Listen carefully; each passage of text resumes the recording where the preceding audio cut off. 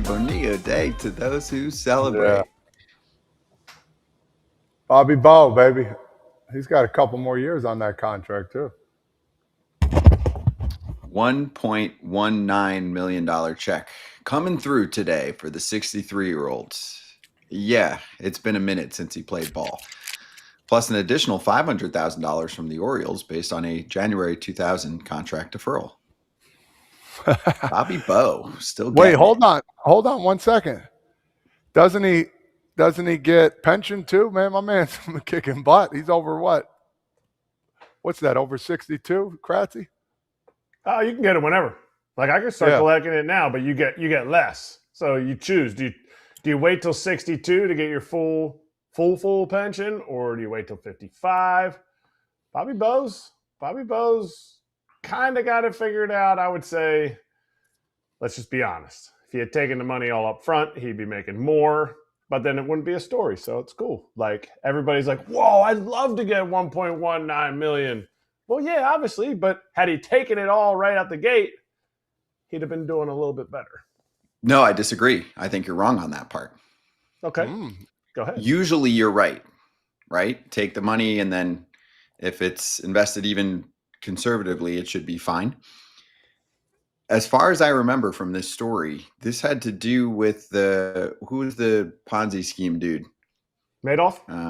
Madoff. I think this had to do with the Mets getting great returns, the Wilpons. And so they were like, oh, you're better off just keeping and pushing this money later. And the returns clearly weren't as good as they thought they were. I could be off on that, but I'm pretty sure if you do the math on Bobby Bo and what he's received, right? Because so if you look at what the contract would have been worth versus now, even factoring in the time, I'm pretty sure. Now, in most cases, no, right? If you defer a bunch of money that you could have taken right away, you take it right away, right?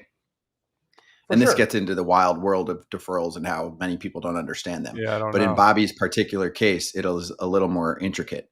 So here are some other deferral payments. If you want to read about Bobby, just Google him. We're not smart enough for this, but here's other deferral payments. Max Scherzer, $15 million a year through 2027 from the Nats, and then $15 from the Dodgers in 2028. Manny Ramirez is still making some cash this year. Final year of his deferral payments from the Red Sox. Liam Hendricks still getting money through 2033. Lorenzo Cain, our boy, still through 2027 from the Brewers. Brett Saberhagen hasn't pitched in a minute. That's probably related to the Ponzi scheme stuff and Bobby Bonilla back in the day. He's still getting paid through 2028. Maybe. Chris Davis on this list. Ryan Braun on this list. Adam Wainwright on this list with $1 million a year through 2033. So that looks like a rainbow, I would call it, of different teams and team colors, Todd Father, when people say, oh, there's only one team doing deferrals. There are many teams that do deferrals. Listen, honestly, when you're done playing and you know you have money coming in and you're not doing anything, that's got to feel pretty darn good if you want to. I mean, I'm sure some guys are doing stuff, making some side money, maybe, broadcasting, doing whatever. That's great. But knowing every July 1st that you got a lump sum coming in, honey, where are we going on vacation? Let's go. So that's got to be good. I would have liked to defer some money just knowing that I had something trickling in, but I'm fine. I'm plenty fine. It's always fun, July 1st every year. Now, let's get to a brawl. He's charging the mound. This is why we do this show. Take us through everything. Kratz, Willson Contreras booted from a game for the second consecutive day. This one actually turned into benches clearing, a little bit of fisticuffs, right? It was more than just, hey, hold me back, bro. This got a little real. Eventually, Contreras chucking the helmet. Cade Cavalli saying that he was bumping into him on purpose, and he tells him, sit down, boy. Now, there's a part 2 here where Cavalli actually today apologized and said he feels heartbroken for using the word boy and said he's going to eliminate it from his vocabulary based on history that he said he learned about that word and connotations and the way that he spoke to him that he said he didn't realize and will never do again. So there's all kinds of quotes. And Spencer Nussbaum, who covers the Nationals for the Athletic and also for our District Territory show, is all over this if you give him a follow. But anyway, Kratz, take me through everything. There was a lot here. All right, well, let's rewind to the last time that they saw each other, which was, I think, an inning or two earlier. And the fact that Willson Contreras is running off the mound or running from third base as Cavalli's coming off the mound and takes a veered route. Now I get it. If you draw a line to the dugout, that is very intentional. Watching the video, he's intentionally trying to get very close to Cade Cavalli right there. He can easily go behind him. He could have easily continued down the line and made a little bit bigger of a loop. That is, like, to me, when I saw it, I was like, that feels like that looks like AI. It looks computer generated. Like, you just don't run that close to somebody, and he bumped him. And he said, "Oh, I'm sorry." So then there's a little bit of, he didn't throw at him. He struck him out. Cade Cavalli struck him out. He said some words to him. And then Willson's like, "Who are you talking to? You talking to me?" And then Willson, after the game, goes, I feel like it's totally unfair that I'm getting thrown out of the game. From yesterday, him tapping his helmet. Now, I also saw another video of him tapping his helmet yesterday, and it wasn't just one tap. He continued to tap his helmet. As he walked back, it was 1, 2, 3, 4 tapping his helmet as he was walking back, and he thinks he shouldn't have gotten thrown out, as Scott also thinks. And then yesterday, he threw his helmet at a whoever he was trying to hit. He threw his helmet. That's going to cost him big time. Yeah. Yeah, a lot to unfold here. I mean, this actually can go back to the frustrations, I guess. I don't know if he was frustrated or with the Yankees too. Him and Will Warren, excuse me, after a walk, he thought he threw up and in on him twice, and he said something to him. So, I mean, listen, it's one of those times. I give the benefit of doubt to all the players, honestly, man. Listen, he's going through some tough times, I guess. He's frustrated. There's stuff going on in his country. I mean, everything comes into play here. I mean, the guy, he battles. Did it look like he diverted to go give him a bump? Yeah, it did. He could have, there's a lot of things that you say, Kratz, that you could have stopped, waited till somebody went by. We don't know the full thing here. I mean, maybe there's more to it, but yeah, the word usage by Cavalli, probably or definitely could have said something differently there. I know in the heat of the moment, as they talk about how things get crazy, and you say some remarks, you just gotta you gotta really think before you speak, and you gotta really think about what you're doing, in all different things. So Contreras just got to cool down a little bit. I think he's just a little on edge. Cavalli needs to slow his roll down a little bit too. I think both were at fault, and both need to understand that, listen, the heat of the moment, we don't mind it. A little chirping going on, that's fine, but this just got a little out of hand. I think he's taking offense to so many things right now that, when he says something like, when Willson says something like, "I've been thrown out the last 2 days and neither have been my fault," I feel like he needs to maybe do a little reflection. Maybe I'm just seeing it completely wrong here. Should Cavalli have yelled at him? No. Is there that stuff going on in the game? Yes. Is there emotion? Absolutely. Does Willson have higher emotions? Yes. Did he bat flip to the moon the other day on his home run? Yeah, absolutely.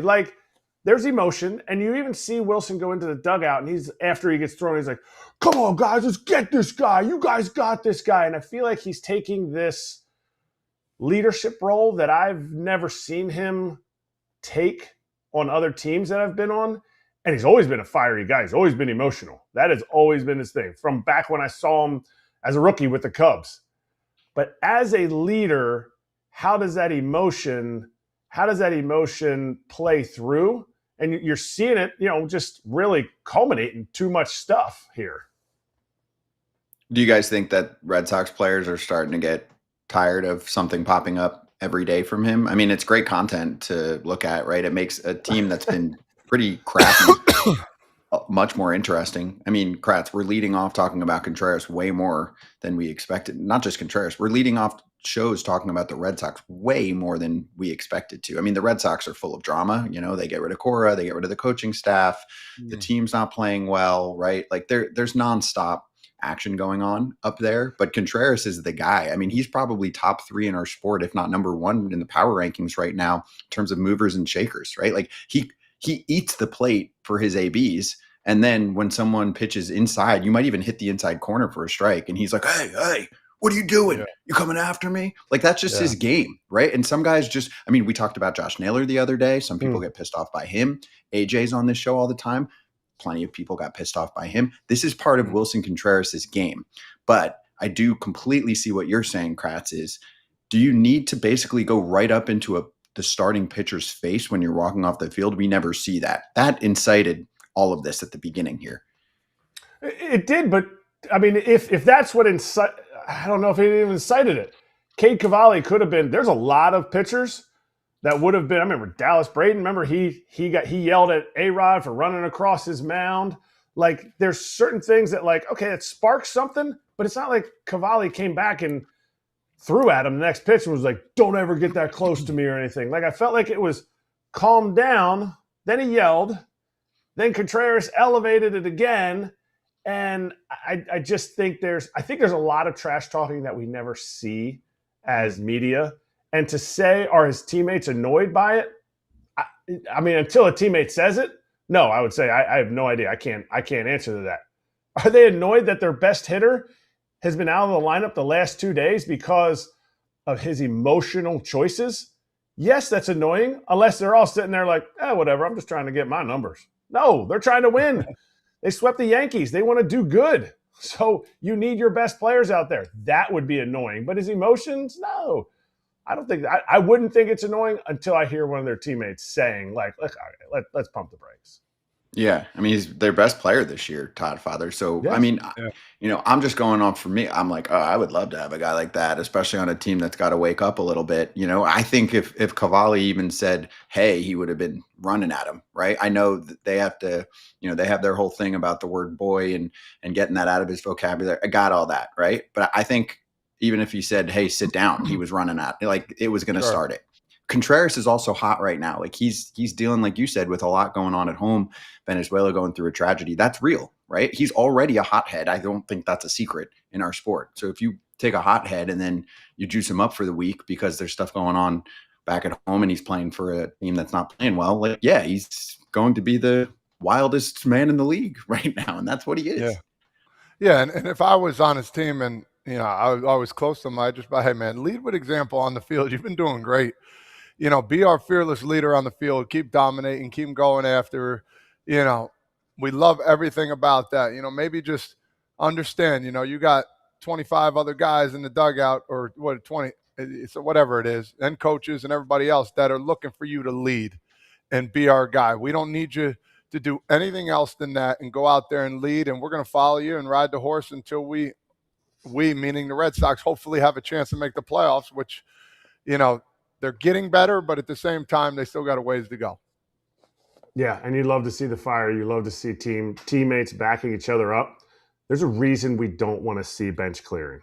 And it almost could have been something terrible with Nate Eaton, I'm not sure. Nate Eaton and Miles Michaelis. Yeah, I don't even know if he was in the game. But either way, Miles Michaelis threw Nate Eaton, and you see it like they were pushing, shoving, whether he threw him or tripped. And he landed on the side of somebody's leg. I forget which catcher it was. That could have been the end of, if it was Wong, if it was Narvaez, whoever it was, that could have been the end of their season. Because of the way they landed on his leg, it would have been a freak thing. And everybody would have been like, oh my gosh, are we serious? So it's like, how do you take that level of, we're here, we're fighting, we're doing everything we can without actually being here and fighting? Yeah, the only thing that I felt was wrong with Contreras is don't go right up into a pitcher's face, the starting pitcher's face. We don't see that, like you said, Kratz, for a reason. You want to pimp the homers, you want to do the whole dance. Oh, yes. Throwing your helmet. Once we get to the brawl, I'm saying pre-brawl, people are trying to blame, like, who caused it, right? Like, and I get it. He was super offended. He doesn't want to hear. Yes, Contreras caused it. He doesn't want to hear. Cade Cavalli came out and he's been strong today. I couldn't sleep. I'm heartbroken. I didn't realize this word was offensive to him. Like, I apologize 10 times over, and I give him credit for that, right? And so we got that. But but also like don't start it. I mean, I think Contreras wants to start it. I think he wants to get a little into it right now, and that's him. So anyway, a lot of lessons learned here. At least some lessons learned here. And if you have thoughts on this one and you're watching it afterward, drop a comment for us, because there was a lot of heat in that matchup between the Red Sox and the Nationals. Yeah, Red Sox Nationals all of a sudden has a little juice to it.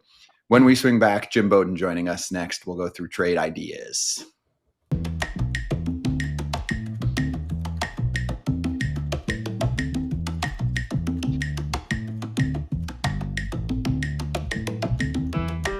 People, dehydration sucks. Quince electrolyte stick packs to the rescue.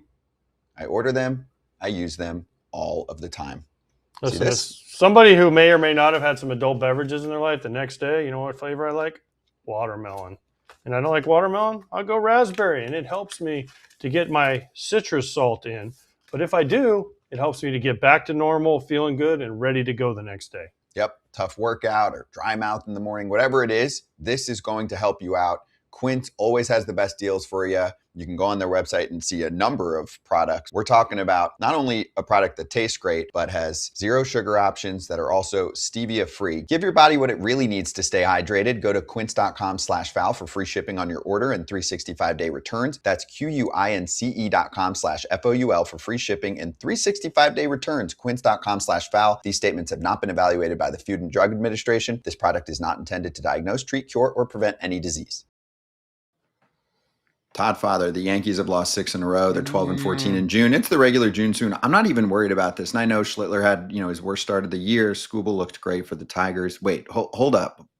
The part that stood out to me yesterday was Aaron Boone going, Judge is weeks away from follow-up reimaging. Weeks away from follow-up reimaging. Like, let's call that a month. It's July 1st. Ways to go. Right? Ways to go. Like, we're looking at, probably mid-August, maybe late August. Like, it's if imaging's good. Where do I start here? It seemed like they were doing okay. They took 2 or 3 from Detroit, and then they lost 2 out of 3 from the Reds, and you're like, what's up? And now it's just going haywire here, man. They can't hit. Their biggest horse is getting hit around right now. Yeah, last 2 starts have been not his best. Garrett Cole's leaving pitches out over the middle of the plate. Weather's had a bad outing. He's been a plus for the Yankees. Rodon a little bit. Like, usually it was the bullpen. Now it seems like everybody is chipping in here for, not doing so well. So when the Yankees go bad, it seems like these last couple of years it's been really bad. When they go good, it seems like it's been really good. There's no happy medium. They need their big guns back. Bellinger's struggling, man. That's one guy too. Ben Rice has done okay. We need him back on the snide. You can go up and down the lineup. No Ryan McMahon, Giancarlo Stanton, Aaron Judge. I don't know. I can't pinpoint where it is, but I know it seems like everybody is factoring in these losses, and they're going down a spiral right now that they need to figure out.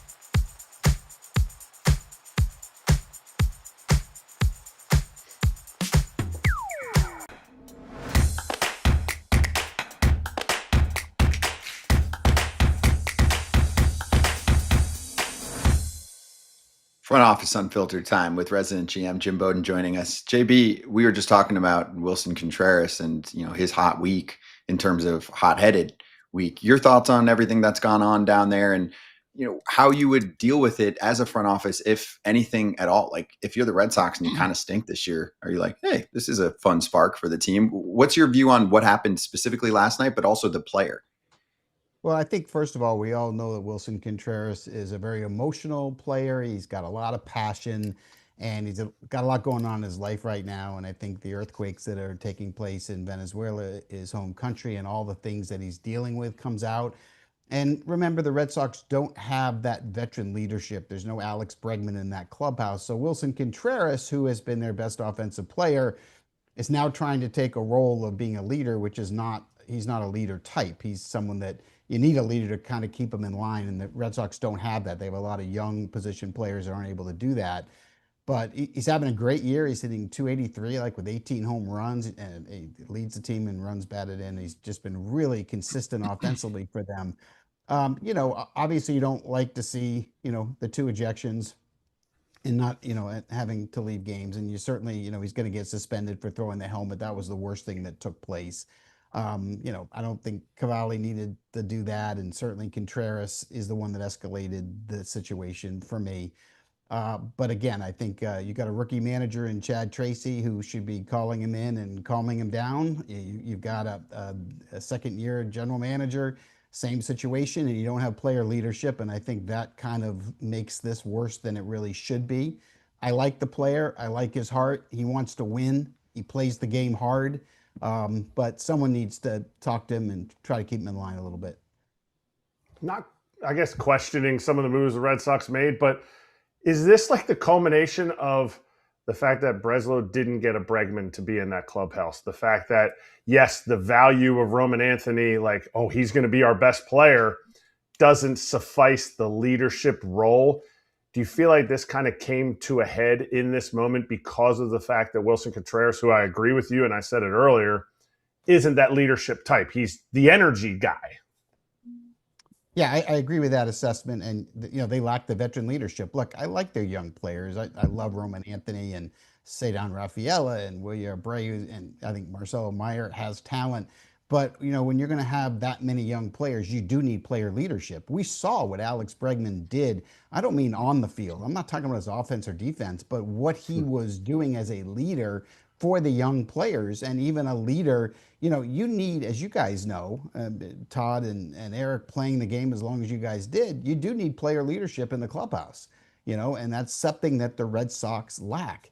This team is dysfunctional. I mean, we know that. They put together a pitching staff that is good enough to make it to October, but they didn't build a functional lineup. This is not a very good offensive team.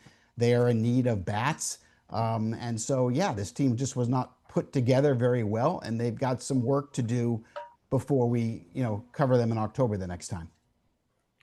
I want to ask a question, Jaron Duran. I said it before, he needs a little bit of a change of scenery. From the Red Sox, I know how good he is. I know how good he could play. Talk to me. Is there any landing spots for him, or do you think he'll still be a Red Sox moving forward? Yeah, I mean, look, I think the San Diego Padres are a great landing spot for him. I know AJ Preller has inquired about him several times over the last few years with the vision of Fernando Tatis in right, Jackson Merrill in center, and Jaron Duran in left. What a great power, speed, potential combination. I think the Red Sox outfield situation has been muddled with, the Gold Glover William Abreu in right. You've got the platinum center fielder and Cedar Rafaela, and Duran knows that Roman Anthony is going to be the long-term left fielder. It's not going to be him. And so I think it's only a matter of time before he gets that change of scenery, but obviously it makes it a little more difficult for Craig Breslow when he's hitting 196 and been on base at a 25% clip. It's hard to trade a player when you're not performing here. But I agree with you. I think a change of scenery makes a lot of sense here. I think if I were another team out there, I would try to buy low right now to get Duran because I do like the player. I think he needs to be put in left field and left in left field and not have to DH full time. But he's a much better player than what we've seen. As the team acquiring him, is it fair to say your job could be on the line if you overpay for a guy that's hitting 196 with the potential that we just saw him win the MVP of the All-Star game 2 years ago? So is that the harder job, or is it the job of getting rid of the guy who's hitting 196? Yeah, I mean, look, it doesn't matter if you overpay. The GM job isn't about winning trades. It's about winning championships, right? It's okay to lose trades if you're going to win. I mean, the best GMs in baseball have lost trades. I mean, who can forget John Schuerholz trading David Cohn for Ed Hearn, or trading Adam Wainwright for J.D. Drew? I mean, these kind of things are going to happen. Only thing that fans care about and players care about and cities care about and media cares about is winning, bottom line. So, there are times you have to overpay in trades, but if you get the player that you want, sometimes it's okay to trade that. Perhaps you're overpaying because you have an excess of pitching or an excess of shortstops or an excess somewhere where you feel like you can overpay, but it's worth it because the player you're getting is a better fit. That player can bring you a championship where maybe what you gave up wasn't going to help you as much. I want to go on a different Sox team, White Sox. Still in the thick of things. They've been doing pretty well. How big of a buyer do you think they will be come trade deadline? Yeah, I think they're going to be a buyer. And, I was a fan of the hiring of Chris Getz. I think I was one of only few, because I remember Chris Getz calling me and said he'll never forget that I was there supporting the hire at the time. I believe in what Chris Getz is building. He understands makeup and character. He understands baseball players. So, when you look at him building this lineup right now, he built a nucleus in the middle, and then he's got a bunch of gamers and baseball players around it. The White Sox right now are one of only 8 teams in baseball that have scored 400 runs as a team. That's how good this offense has been. Very young team that's going to be together for years to come. But pitching's the issue, as we all know, and they need pitching if they're going to win this division, or if they're going to get in as a wild card team. They're going to have to get pitching. Now, I talked to Chris Getz a couple of weeks ago. He made it very clear to me, if they are still in this race, he said in a month, quote unquote, a month, which would put it right after the All-Star game, that he would be in buy mode. Now, that doesn't mean he's going to, mortgage the future, but it does mean, for an example, if the Red Sox decided to sell between now and the August 3rd deadline, the White Sox would have interest in Sonny Gray and/or Aroldis Chapman, 2 guys that would absolutely fill the need and improve their chances of winning. I do expect the White Sox to be buyers. I do expect them to still be in the race when we get to August. I love to hear that. Hey, JB, I do a little TV hosting, so we're actually on Marquee TV out in Chicago, and they've got a pregame show coming up. So I've got 20 seconds left with them. So I'm going to tell them, hey, your Cubs pregame show is coming up in just a moment. We're going to continue with JB and the entire show on YouTube and everywhere else that you can listen to the show, all your podcast platforms, the whole deal. So bye to the Marquee crowd in 3, 2, see ya. And go Cubs, go. There we go. We continue here with JB. Okay, so JB, next up, I want to take us to a little taste of GM territory. So the latest episode that you put out there, and I encourage everyone to go subscribe right now, please, on YouTube and wherever you get your pods. This is the hottest time of year for this. Mock trades. Do you have a favorite? If not, I can tee you up on one that stood out to me that made some noise online. But was there a favorite where you're like, hey, I really think both sides should consider this? Yeah, I think my favorite trade idea is Joe Ryan to the Atlanta Braves. I think that they've got the pitching. The Braves have the young pitching that they could sacrifice to get Joe Ryan. Whether it's Cam Caminiti and J.R. Ritchie, whether it's Didier Fuentes and Caminiti. I mean, any way you want to take 2 of the 3. I think if you're the Minnesota Twins, you have to realize you're a year and a half away from losing Joe Ryan. You're not going to be able to extend him long term with the cost that it's going to take. And even though you're in a race right now, I get it, but you're not really in a race. And I would try to get my return. And if I could get 2 of those Braves pitchers that I could control for 5 or 6 years at the big league level, I've got to do it. And for Atlanta, I think you have to understand you have a window here. You've got to understand the Phillies are going to beat you. They're going to win this division because they have Zach Wheeler and Christopher Sanchez and Jesus Luzardo, and you've got Chris Sale, and then you're hoping for rain because you've got guys on the injured list, or you have guys that have just fallen flat on their face over their last 5 or 6 starts.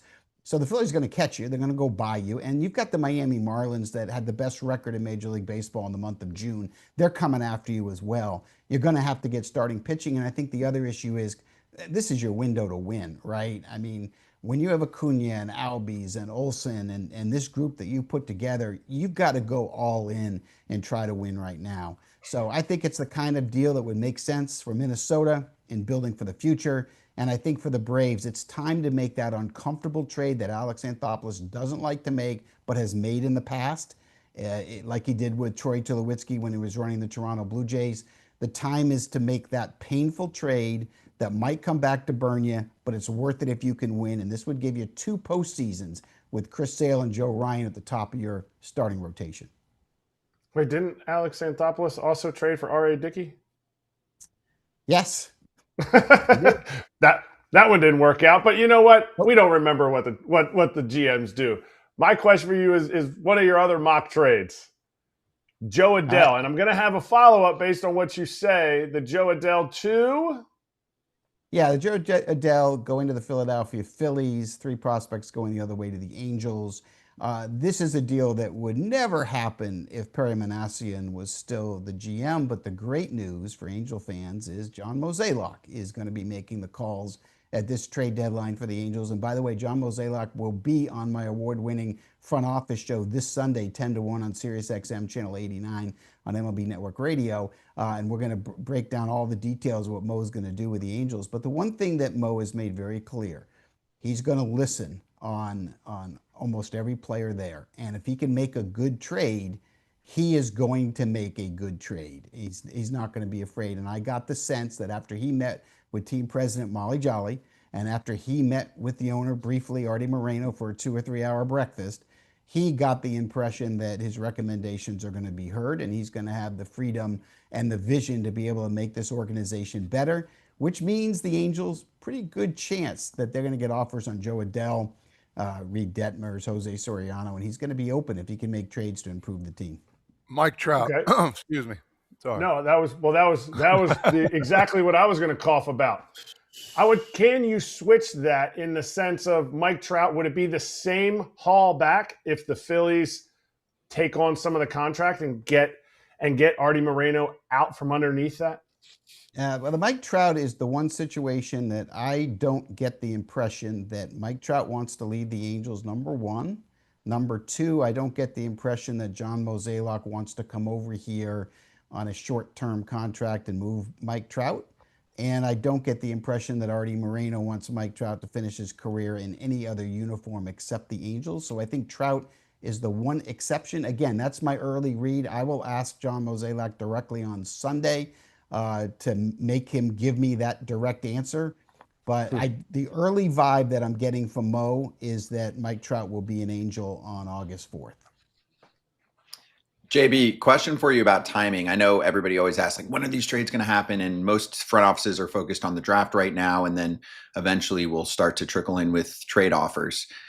For teams that know they're selling and maybe are selling big names, do you think there should be more urgency in general? This is just a big picture question. The reason I ask is Matt Chapman just got hurt. I know his name popped up. The stock is pretty good based off a slow start, but then he really rebounded, and he's a good player. He's got the track record. That's not an easy contract to move. My point is, do you always have to wait? Or can you, as the seller, try and call teams and say, hey, we're taking final offers. We're doing this now? Because there always is injury risk. I know it's not crazy for a position player, but let's say Chapman is out for a month or two. They just lost their opportunity.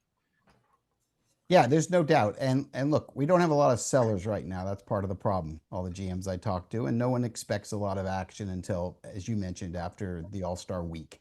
That being said, we do know Rockies, Giants, and now probably Angels are the three teams that, probably will. And I don't think there is any question, if you're a seller, the quicker you sell, in theory, the bigger return you get. Because in theory, if you're going to trade and you're a seller, a star player to someone, there's more value the more games he can play. If you're going to make the deal August 3rd, well, then you're only getting 58 days of regular season. If you trade him today, you get 34 extra days of that player. So there's more trade value to come back to you. So if you're a team like the Giants and you're trying to move Robbie Ray or Luis Ariz or even Rafael Devers, earlier better for sure for them. And then in terms of the contending teams, contending teams always want to get better. That they don't like to wait. But the problem is, in this particular environment, we're not in a buyer's-seller's market. That's not what this trade deadline is going to be about. It's going to be contender to contender, need to need. I mean, you've got last place teams that are only 5.5 games out in the wild card, including the Boston Red Sox. So, teams that are that close to contending, no one is looking at their won-loss record. They're looking at the games behind in the wild card column. And if they're in striking distance, nobody on July 1st is willing to say pack up and sell unless someone makes them a trade offer they can't refuse. All right, let's go to the Giants. We obviously know Robbie Ray, he gone, Luis Ariz, most likely. We just talked about Chapman. If I bring up a name like Jung-Ho Lee, he is at the peak of what he's done in Major League Baseball. He's coming off a shoulder injury. They slammed into a wall a few years ago. It's not a Buster Posey contract. Why do we not hear a name like that maybe the Giants will be willing to get out of if the right team comes calling? Giants have been very clear to opposing teams. Everybody but Logan Webb will listen to. So that includes Lee, that includes their bullpen guys. That includes everybody. I mean, that's what they've been saying. You know, they haven't said except for Lee and Devers, and they haven't done that. They just said we're not going to trade Webb, but we'll listen on everybody else. So that's kind of where Buster Posey and Zach Minasian are right now, and they're open for business and they're listening to people and they're grinding and working. And so it'll be fun to see what they're able to do and who they actually trade at the end of the day. You know, I think obviously, as you mentioned, Robbie Ray is the most obvious to go. We don't know how many starting pitchers will or will not be traded. And so a team, if a team really needs a starting pitcher, if you're a team like the Orioles, you know, at some point you might want to stop the dreaming of Skubal or Ryan and try to get what is realistic, because, you know, Robbie Ray's capable of starting a game 3 or a game 4 of a playoff series. And we know that is one guy that'll be available. So I'm guessing he'll be the first one traded. Go for it, Todd. Yeah, I was going to ask about Skubal as well. I've heard a lot of rumblings. I'm sure you've heard a lot more about the whole situation. Where do you see, if anything, him going anywhere? Has there been any talks with maybe going to a certain team already? Scott Harris has been very clear that he wants the Tigers to get back in this race. He loves what he's seen with the best catcher in baseball and Dylan Dingler, and the Rookie of the Year, Kevin McGonigal, and you saw Torkelson go yard last night. We all know how good Riley Green is, and they just believe their team is better than the record and they can turn things around. We saw how good Skubal looked last night. That really helps because everybody's been scouting Skubal's every start. That was his best start since he came off the injured list. That was a very positive start with the punch outs again. I don't expect a decision by the Tigers until at least 3 or 4 or 5 days before the deadline. And I think the standings and the games behind will determine what they decide to do. But, you know, obviously if they're not in it, they'll move them. I think the most likely candidates are Dodgers, Yankees, Braves. The Dodgers are denying it behind the scenes and telling people that they have enough starting pitching and they're not going to play. I don't believe them. It's a very easy trade with Emmett Sheehan, River Ryan, and Zaire Hope to get Skubal. That's a package that's going to be tough to match by someone. And those are all excess players the Dodgers could afford to trade. And if you're the Dodgers, you wouldn't want Yamamoto, Skubal, Ohtani, Glasnow, Snell as your rotation in October. I would. I think the Braves, we talked about the pitching they have for Joe Ryan. Although Alex Anthopoulos doesn't like rentals, so that's why I think Joe Ryan's a better fit for them. But certainly he's got the young pitching that the Detroit Tigers, that Scott Harris would want. And the New York Yankees are loaded with guys, Omar Rodriguez and Ben Hess. They could trade one of their young outfielders like Spencer Jones if they wanted to. So they have enough to get him as well. And I think whoever gets Skubal is going to be a team that thinks they can win a World Series. The price is going to hurt. It's going to be painful, but probably worth it if you get to hoist the trophy. JB, you're the perfect person to answer this. When I get asked by people that watch the game, you see a catcher get hit by a foul tip, they're like, do you miss catching? When you see David Stearns going through what he's going through as a GM, do you miss being a GM? Because there's, like, should he be fired? Should he get his full 5-year window to make what he's done, you know, come to fruition? He's made their defense worse. He gutted their coaching staff. So do you really miss it, JB? I miss it when you're winning. I miss it when you trade for Ken Griffey Jr. I miss it the years you're losing. No, I don't. Is it fun to have a plane fly over a stadium that says "Fire Bowden"? Is it fun to have death threats and Major League Baseball sending policemen to your house just so you don't get shot? No, that part's not fun at all. I don't miss that part of it whatsoever. I don't miss 7 days a week, 18 hours a day grind. But I do miss the fraternity feeling in the clubhouse every single day. I do miss the ability at the trade deadline to go make deals. Like, one of my favorite times in the trade deadline is I got 3 starting pitchers within 8 days, and David Wells, Mark Portugal, and David Burba. And it was an amazing 8 days in my life. The adrenaline was crazy, and our team ended up going to the NLCS because of it. I miss those moments, but I also have compassion to what David Stearns and Craig Breslow are going through. The hate that they get professionally, the hate they get personally, the hate that their family gets, the threats that they get, it's terrible and disgusting. And I feel for them and I support them. Look, David Stearns is going to get his 5 years in New York to turn things around. This was a miserable offseason, as we know. He's going to get a chance to fix it. We'll see what he's able to do. And I think Craig Breslow's got a shot of one more offseason to fix it as well. I know Theo Epstein and John Henry are both supporting him. I think sometimes you got to give the executives an extra year or two. Fans don't like it, but fans just want to win. And the one thing, and I mentioned this to Craig Breslow the other day, is, when we were losing, everybody wanted me fired and everybody hated. When we finished in first the next 2 years, I didn't have to pay for dinner for about 10 years.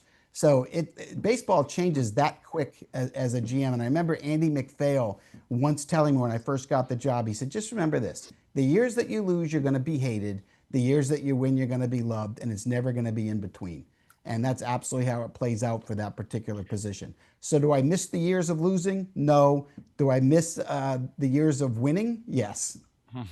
JB, we'll finish with this. My favorite part of what you said the other day was basically how that airplane was able to save money by switching fire to hire, right? He just kind of whited out the F and then put an H and then said hire Bowden for both teams. And that was at the Bengals game. So they wanted you to run the Bengals and the Reds. So how quickly the tables turn, as they would say in the office. Yeah, it does happen that quick. It was funny because I was at that Bengals game when the plane flew over and said hire Bowden to do both. The same airplane, by the way, that said fire Bowden the previous year. And that's just how it works. Almost ridiculous and absurd, but it's all part of it. But at the end of the day, as I've told everybody, in those positions, you have to win. And that doesn't mean finishing second, third, or fourth. That doesn't mean winning 90 games. You got to win. You got to win. You got to be able to pop champagne. You got to be able to hold up trophies. Yep. Great stuff, JB. Love talking to you. Thanks for the time. Everyone check out GM Territory, and we'll catch you soon. Appreciate it. All right, that's JB and Trey also on GM Territory. It comes out every Sunday or Monday, so look out for episodes, fresh ones, all related to the trade deadline over the next month. We will be right back to continue on the breaking news that Steve Cohen said he is definitely going to let David Stearns ride out his contract. And right now, before we get to that, let's talk SeatGeek for a moment and let's look at some matchups. So let's look at what's ahead. I mean, Wednesday, you have some day games going on here too. So Todd, Father, I like to start to set up the weekend, right? We're going to talk more about the Braves coming up. Jesús Cano is going to join us, but they've been really in a rut. They have a chance to kind of right the ship coming up this weekend against the Mets. They'll be in Atlanta. So Braves fans, if you're looking for a seat, SeatGeek could be the spot for you there. Also, Padres Dodgers fires up again over the weekend with Shohei Ohtani pitching on Friday. You see how I do this, Todd? I start listing some matchups. Hey, you might want to grab a ticket to this one, to that one. I give you a couple recommendations, and it's like I don't even get a chance to say 2 or 3 matchups, and all of a sudden I look below me, and Kratz is just shaking his head like, "You're missing the main one, man. You're missing the main ticket. What is it? What am I missing?" You're shaking your head at me. I mean, it's easy. We had the main ticket yesterday, and you're like, well, we can't just go right to the Skubal and Schlittler game. Yeah. And I'm like, today, it's right in front of you in the poop game, the Wheeler Skeens game. Right in front of you. I know you were looking ahead to the weekend. I was looking ahead, yes. SeatGeek works really well for last-minute tickets or ahead. This is an aces. I get it. One guy has Cy Youngs, the other guy should have Cy Youngs, but he's always finished second. But that's a game. That's a game. You're right, and that one I guarantee you that one's a sellout, right, Todd Father? So if you're listening either live now or later on, a lot of people will listen to this in the car on Apple or Spotify at like 5:00 Eastern. You might look up and be like, "Oh wait, I totally didn't realize Skeens Wheeler was tonight." It's 5:00. The game's at 6:40, and you hit up Territory 10 for 10% off MLB tickets on SeatGeek. That is what you do. Yes, 10% off. Click the link in the description to download the app. Then the code automatically gets added to your account so you can use it later, right? So if you do it now and you're like, I just want to do this in 2 weeks in terms of buying the game, that's fine. It'll stay there for you.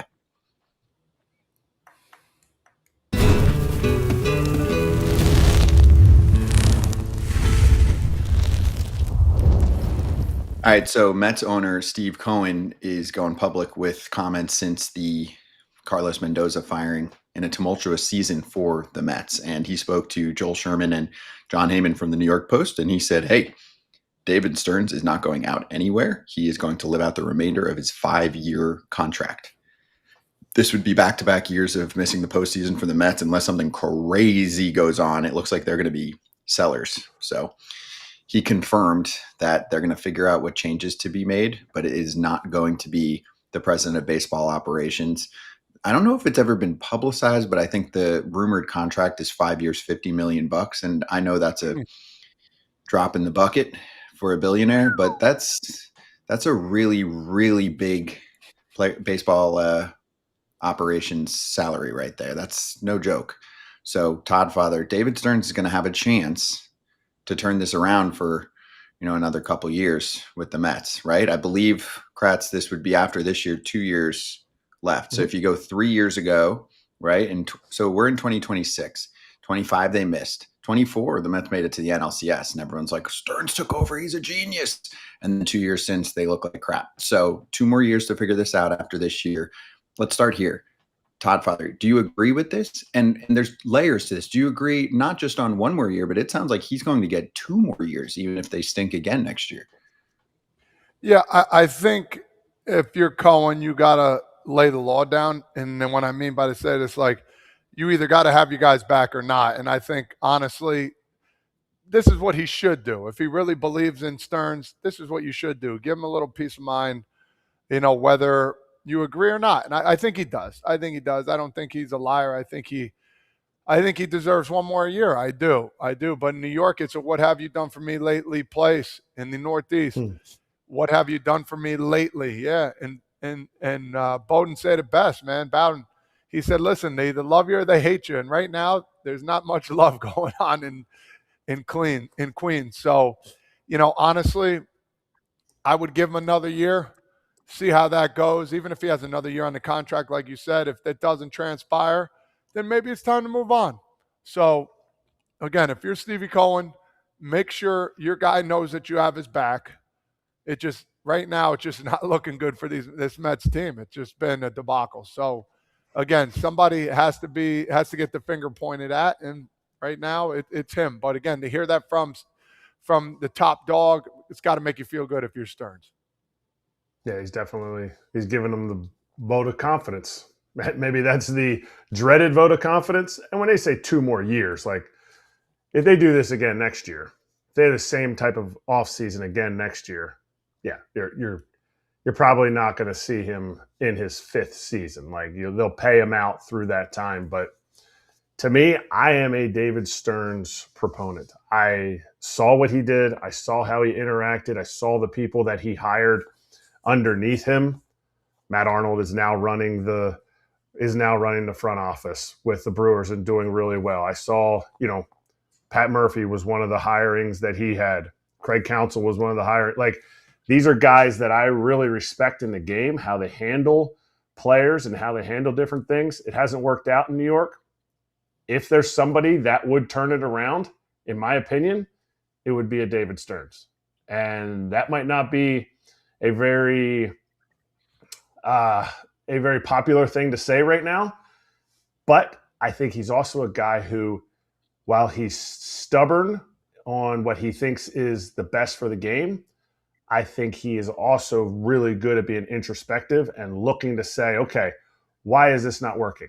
What if I had signed Corbin Burns like every fan wanted me to? Okay, well, that hasn't worked out. Okay, what if I signed Ranger Suarez? Max Fried, there's a lot of Max Fried's hurt. Ranger Suarez is having a good year. What if I trade? There's a lot of what ifs, but he's a guy that looks at his processes and he encourages the people around him to question him. And what that looks like in the end is what the Brewers have. The Brewers didn't happen in 3 years. The Brewers happened over a certain amount of years. And I think David Stearns can turn this around. I really do. Okay. Yeah. And you just have to learn quickly from your mistakes. That's the thing. Like the offseason did not work out for them. That's very obvious. And also just massive amounts of inconsistency usually leads to a problem. You need some focus here. You can't gut the staff, gut the roster. You have to settle down a little bit. I think that's a thing, right? That anyone can observe. You can't just have a total upheaval and then it's all going to work in 5 minutes. Totally. But I also would say Stevie Cohen may have a little bit more of a hand in this. Like how much I just don't see David Stearns saying, and maybe this isn't the case, oh, the Phillies are going to get Bo Bichette. We need to get Bo Bichette. We didn't just get Kyle Tucker. He spurned us for the Dodgers. Crap, we need to pivot.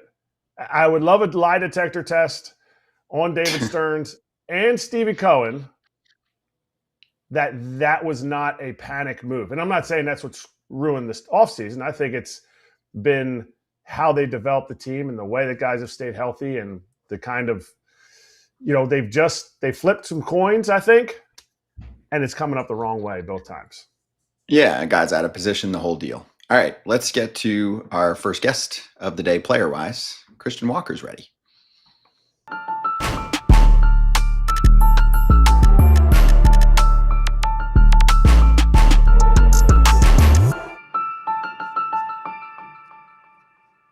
Here he is, Christian Walker, first baseman from the Astros, joining us right now. Christian, really appreciate the time. Great to have you on. You having fun? I know it's not like the perfect smooth sailing season yet for the team, but seeing guys coming back. So how's year number 2 in Houston been for you, man?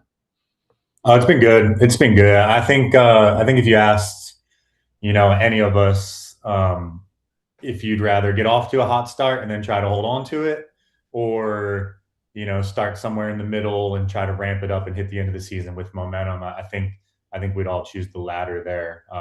So I'm proud of the guys. I'm proud of, it starts with the staff and the mentality and the calmness, the approach to how we get this thing back on track. It would have been really easy to panic and freak out and change everything. But, we stuck to the script. We trusted that our guys were coming back, and we had some unfortunate luck early. And honestly, it's been great. The clubhouse is great. The guys are great.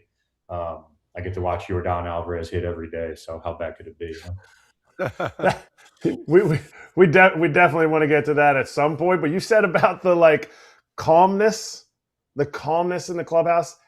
Has it always been that way the whole time you've been there? And even when you were in free agency, did you feel that from Joe Espada when you were talking, from Dana Brown when you were talking to him?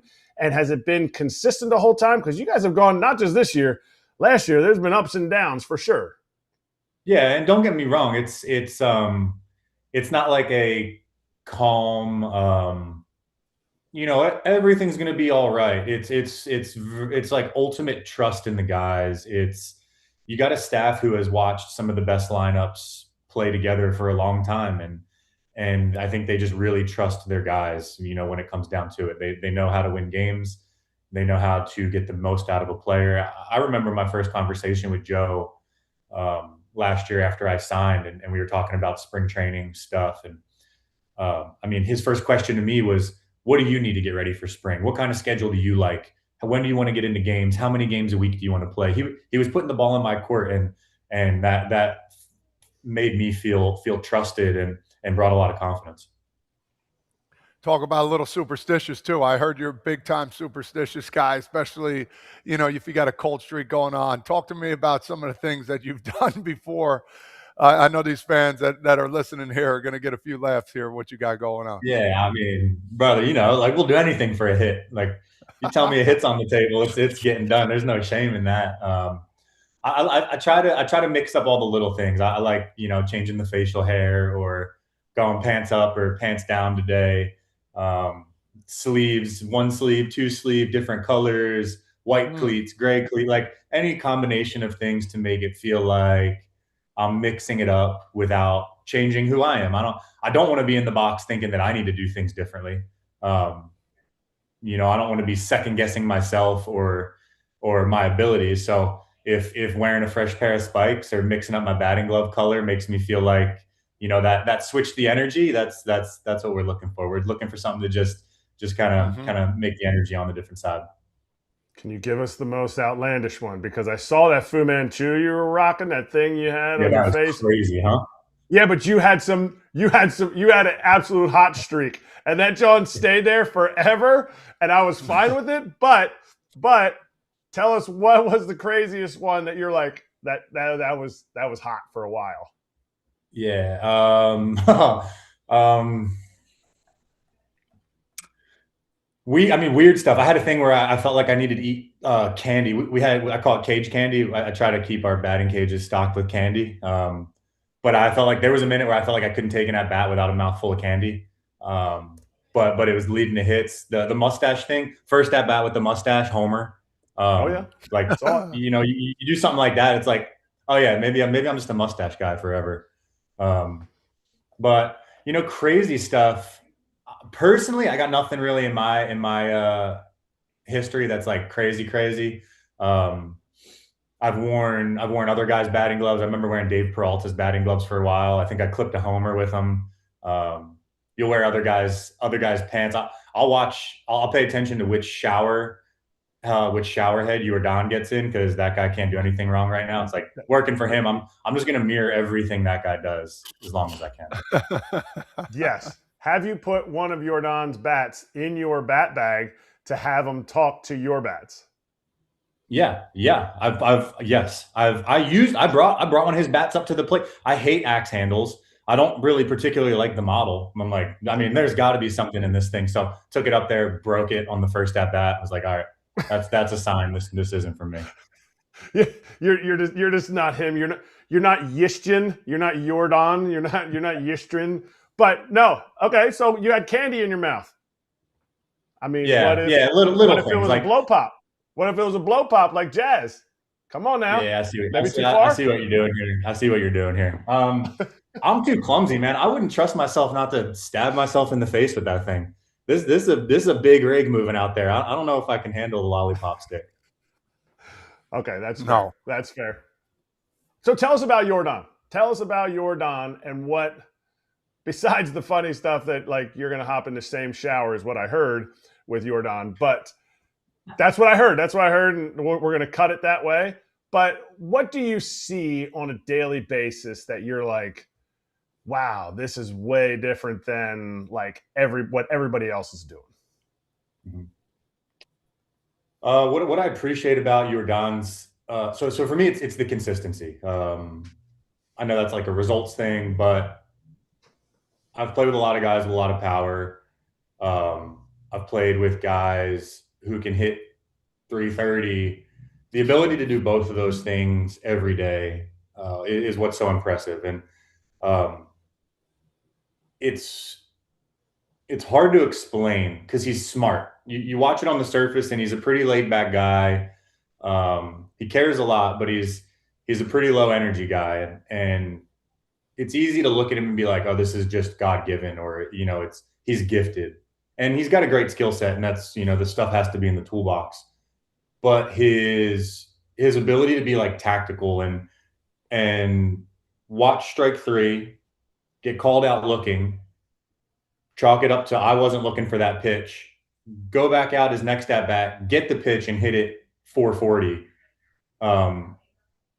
You see it every day. It's like, it's not an accident. It's not by chance. He's not just better than everybody. This stuff is on purpose. It's intentional. He knows how guys are going to pitch to him. He knows what makes him good. He knows what he does when he gets into trouble.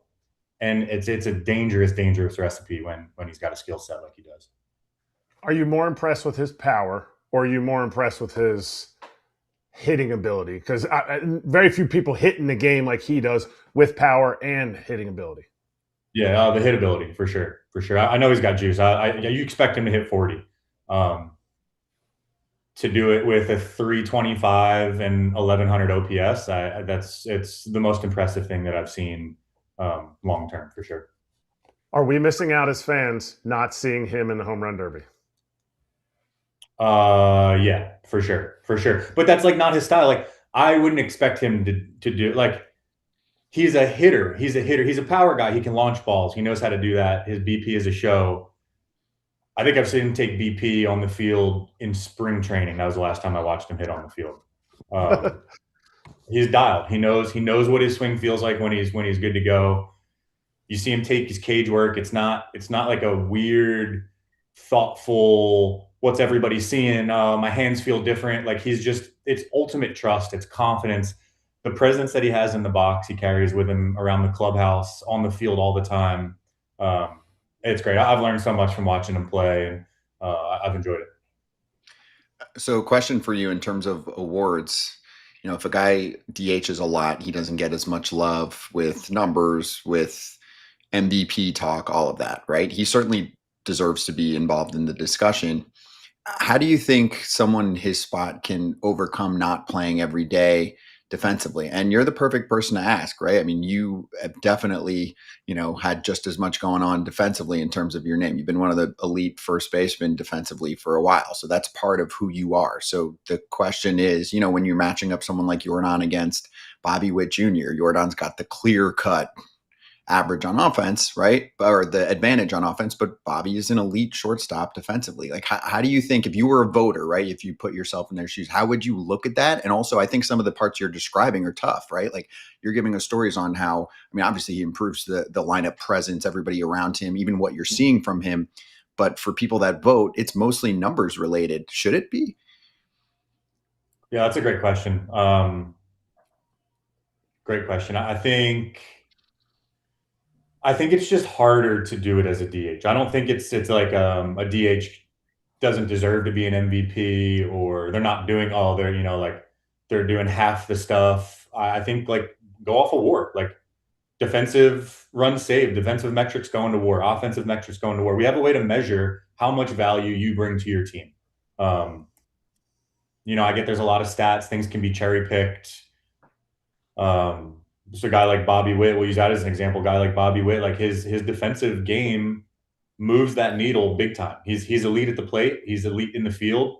And that's why he's considered one of the best players in the game, and maybe that I've ever seen. But you can't knock a guy for being a DH. You can't say, no, he doesn't deserve it. I think if the WAR numbers are there, if he's helping the team win games just as much or more than a guy who plays the field, personally, I don't think it matters if you play the field or not. I think we're talking about contributing and how valuable you are to your team. And to me, that comes down to one, maybe two stats. Yep. Great answer. Okay. Question for you specifically on the last win for the Stros. We saw the Jordan grand slam, of course, off of Joe Ryan, but what led to that is Jose Altuve challenging a pitch that was wide, right? And continuing the inning. The inning would have ended. So I forgot about this, and some writers reminded me about it. At some point in spring training, Jose Altuve, legendary player, going to be a Hall of Famer, the whole deal was like, yeah, I'm not going to really mess with the challenge system. I'm not going to use that. And you know how he is now, playing with him for a year and a half. He's probably not trying to get in the way. His probably nightmare in life is using one and being wrong, and then the pitcher can't use it the next inning. But he's 15 for 21. He's one of the smallest players in the game. He has a small strike zone. He should be doing that, and he's leading your team in that charge. So take me through what happened there between spring training and now for him to realize how important it would be. Yeah. No, it's punching out in spring on a ball off the plate doesn't sting as much as doing it with a guy on third and the game on the line. I think he's a competitor. He's the ultimate competitor. I think he believed that. I think when he said that initially, he believed it, probably through a lens of I don't need another layer of a potential excuse or another thing to occupy my brain. And that was a little bit of my approach too. And then you learn I do have a feel for it. I think that ball was off. You go back and check, it was off. So, you're right a couple times. You get ones wrong, but I think he's too much of a competitor to let a moment like that slip when he's caught up in it. Circling back random too, we should check tape on this, but I'm pretty sure Jordan hasn't challenged a pitch all season. Wait, another weird layer to his confidence and I don't care who you are or what you're doing, you're not moving me and what I do. Yeah, we should check that, but I feel like hasn't been one all year, which is even cooler somehow. We'll check it out. Probably get the answer during this here. But so Jordan's pretty much. I wasn't even going to ask you about Jordan, but Jordan's pretty much that guy you go golfing with, that you can drive the ball probably 20 yards farther, but he's always in the middle, always putting for birdie, and he just annihilates you the entire time. Is that what you're saying? Yeah, and then you ask him about it, and then he's like, "Well, yeah, he threw me a curveball my last at bat, and I hit it 115, so I'm not looking for the curveball." And you're like, "Yeah, duh. Like, yeah, why don't I do that? Yeah, but in your head, you're sitting there with your Fu Manchu, and you're like, yeah, but he threw me a curveball. There's no way. He's probably going to do it. I'm going to look for it. Oh, fastball. Dang. Yeah. Yep. That's fair. All right, you have a ton of power, and we were just talking about Altuve. And I don't know what your BP looks like. Playing with Altuve, we went over to Japan together, and then we played for like a month and a half in Houston together. Do you, or does somebody else, now that Correa's out, try to take him out in BP rounds of Home Run Derby? Yeah. Honestly, his work has changed a lot. A guy who has spent so much time in the big leagues and is chasing so many cool things. Hall of Famer. His ability to like be vulnerable and just like, I'm going to go no stride today because my leg kick's not feeling sexy and I need to put the ball in play and help the team win here. Like, the guy's 15 years into an awesome major league career. And he shows up every day like, how can I help the team? And whatever the answer is, he's willing to do that. It's amazing. It's cool. It's a humbling thing to spend time around that guy. But his work is all that to say. His work on the field is changing. He's a decade and a half into this thing, and he's still finding the way to make adjustments and be better. And it's impressive. Oh, that's boring because he used to take on Correa and he would hit balls farther, and then Correa would have to give him money, and Correa was only like a year and a half into the big leagues. But anyway, that's everybody turned 30 and you just stop hitting homers in BP. You're like, that is not true. That is not true. I played till I was 40 and I was hitting homers in BP because that was my game. But I have to ask you, did you have conversations in the offseason when you were one of the names that was bantered about, oh, they have too many people in the infield. Now you guys are looking to fill all your spots with the injuries that you guys have. Did Dana Brown or did anybody from the front office come to you with trade, not speculation, but more like, don't worry about it, you're on this team, or, hey, we don't know what's going to happen type of situation before the season this year? Yeah, spring was that. I feel like I try to communicate well with everybody. I learned pretty early. I felt like this front office communicated well and they were honest about things. And last year I was garbage the first half, and there was a moment of like, who knows what we try to do, or if they try to send me somewhere else or whatever. And Dana was like very, very upfront of like, hey, somebody called. No, we're not interested. Just wanted to let you know before it turns into something else. So I've never had a reason to doubt anything Dana said or any message he was sending to the players. So I felt like pretty early the talks were happening, and I didn't hear anything. I was confident that they would have reached out and been like, hey, we're entertaining some things just to let you know. I never heard that. Didn't think anything of it. I showed up to spring. One of the first conversations was like, hey, the media is going to try to get this into a story or a thing. So, you're our guy. We want you here. Just focus on the season. So I didn't really look into it much. I trusted what was being said, and it's worked out. All right, that was supposed to be the last one. Now this is the last one. You're having a good year. Everybody says, ooh, we want Mike Trout in the home run derby. He's not going to do it. You played near Philly. What would a home run derby invitation? Let's go two routes.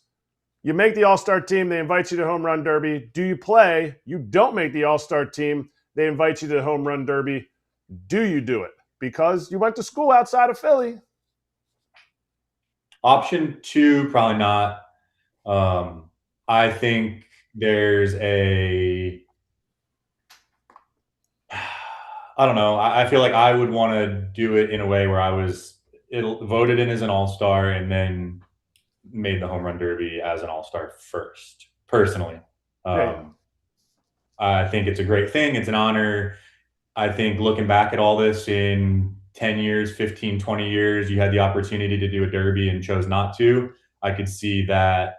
I could see myself feeling some kind of way about it. It's tough now, man. Like, I don't know. The derby felt like I remember the derby being so cool for a long time. And then I don't know, like somehow it feels like it's changed over the last few years. I don't know if it was the time limit or guys deciding that they were, not doing it due to potential injury, like whatever the reasons are. I don't know. I feel like the coolness has changed, and I would love for the Derby to get back to its root. Like I remember looking forward to that more than the game when I was coming up, and I think it can get there. I just think I think a lot of guys have a real decision to make when it's like staying healthy seems harder than ever.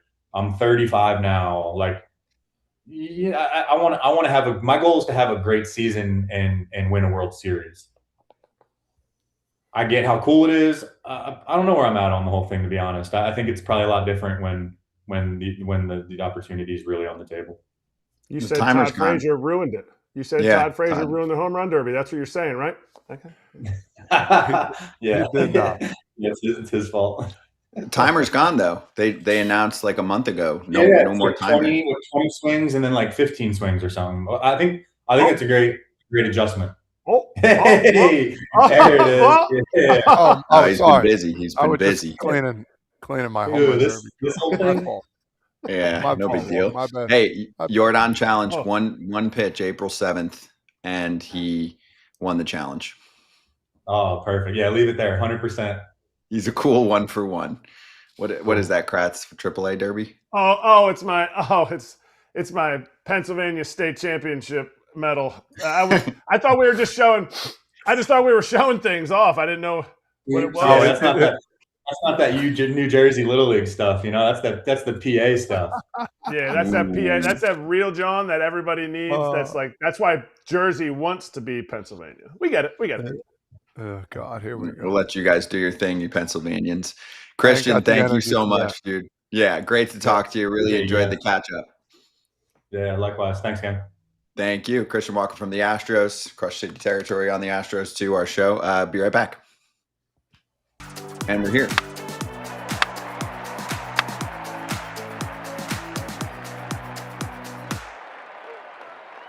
Better than box scores, just a few other notables from Tuesday's games.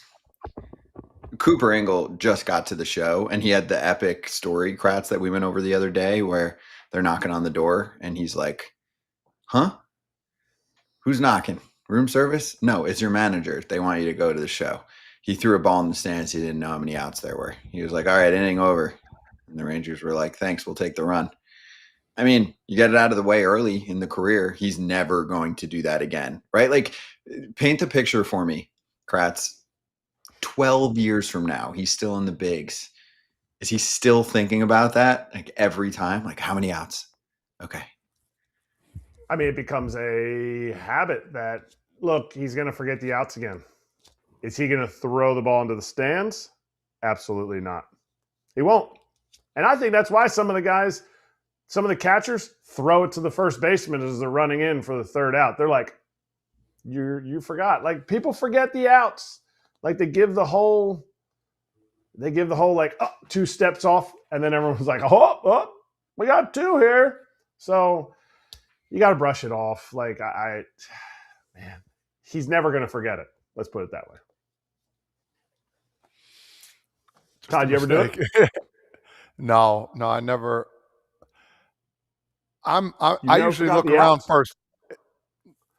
No, I never threw the ball. Okay. Sure, it's happened before, but when I do want to throw them both, I always just take a second look to make sure I was 100% right. Never done that before, but who was it? Todd Benzinger? Remember him? He caught the ball at the end to win the World Series against the A's when he was with the Reds. He caught the foul ball and he looked around to double check because he wasn't 100% sure. But yeah, it was a bonehead play. What are you going to do? Mm-hmm.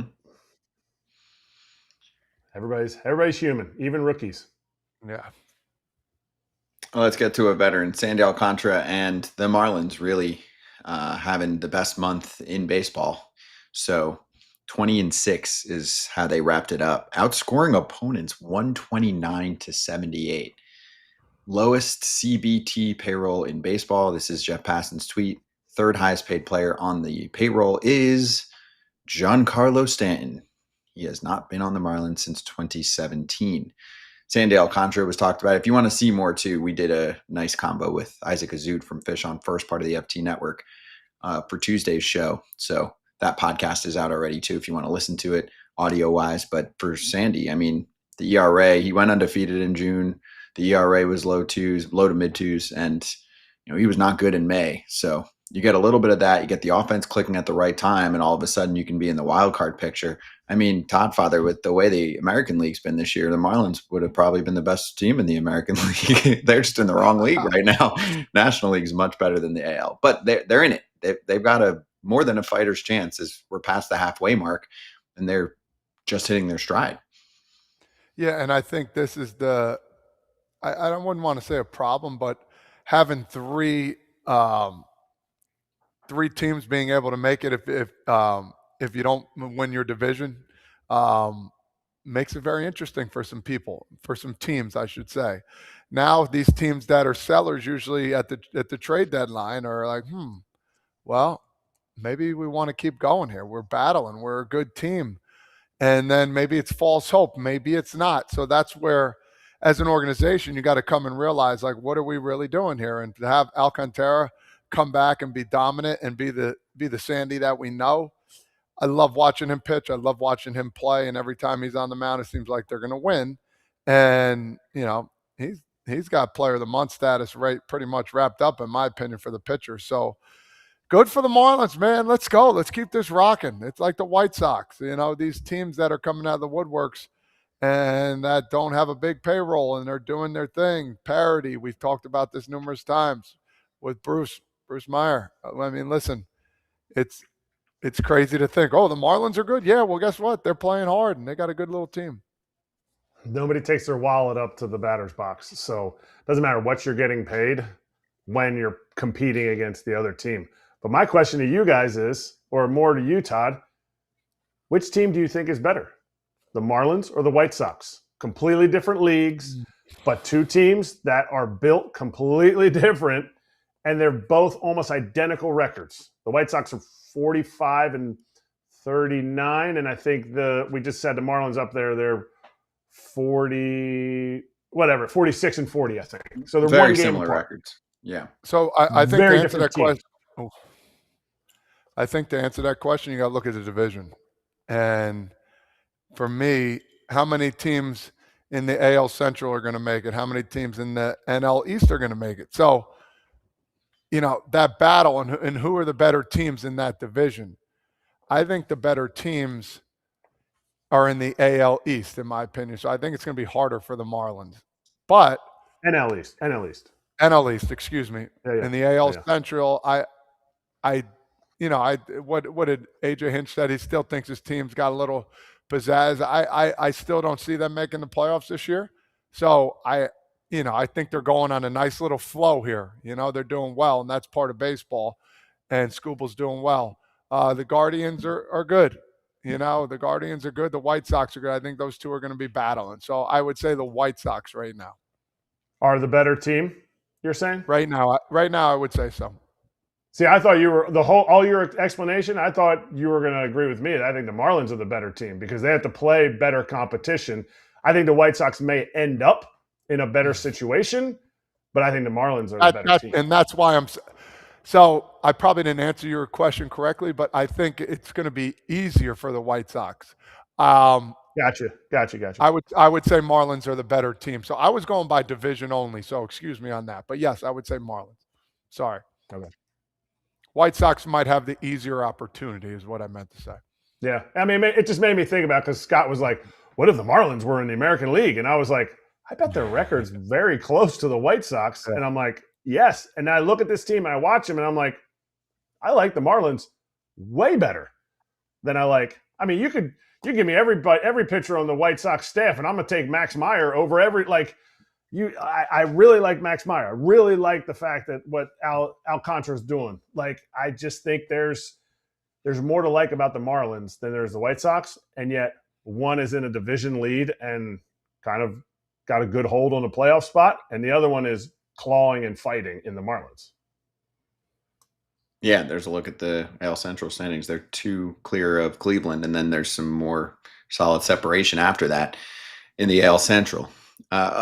Quick moment here before we move to the next topic too. NL Central. I just remembered this from yesterday. P. Crow Armstrong confirmed to media he's not down for the home run derby if he got asked. He wouldn't necessarily be asked. I don't think he's the guy you think of when you go home run derby. Give me 5 guys you need to see or 10 guys you need to see. He's got pop. He's been one of the best players in the sport in the first half.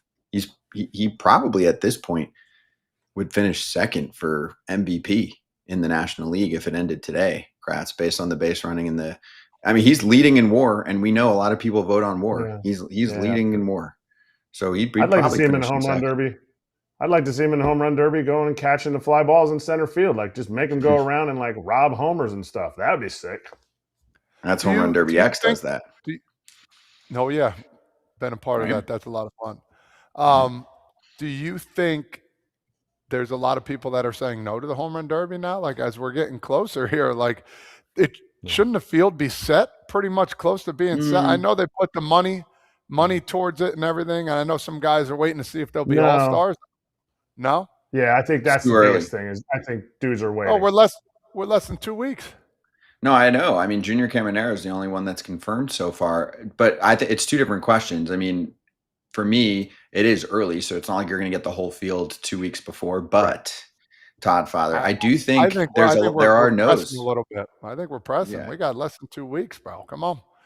There's no's behind the scenes. I remember seeing guys warm up, before games. Oh, look at Yoenis Cespedes hitting on the field with his BP thrower. I don't know. I hope they get some.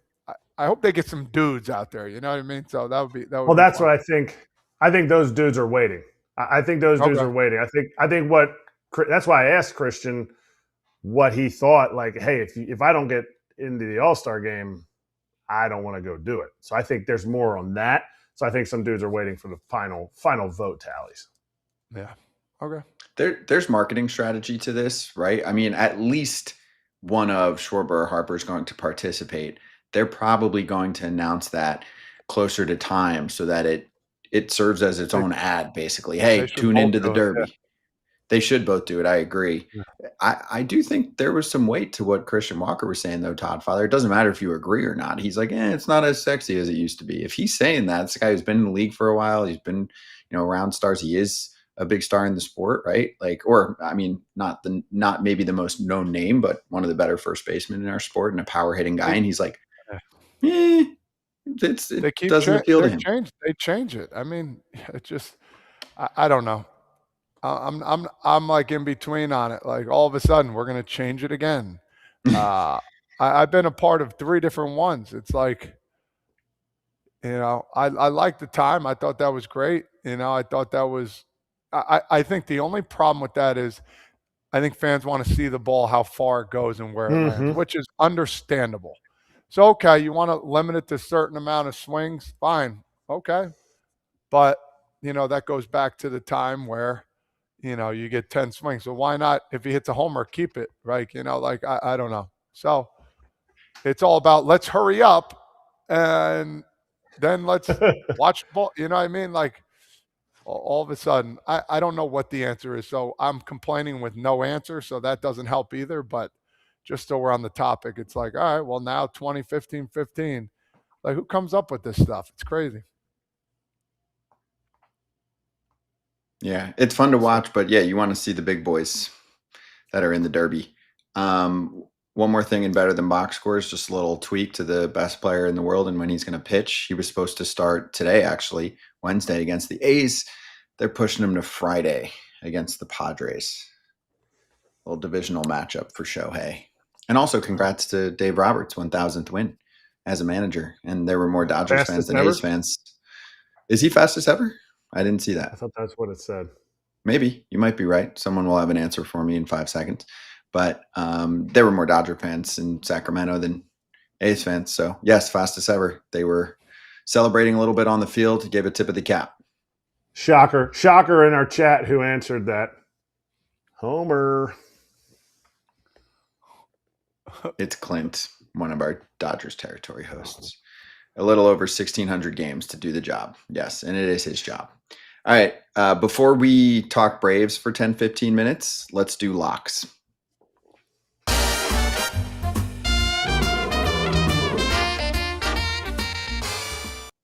I mean, what's going on here? What is Hot. happening?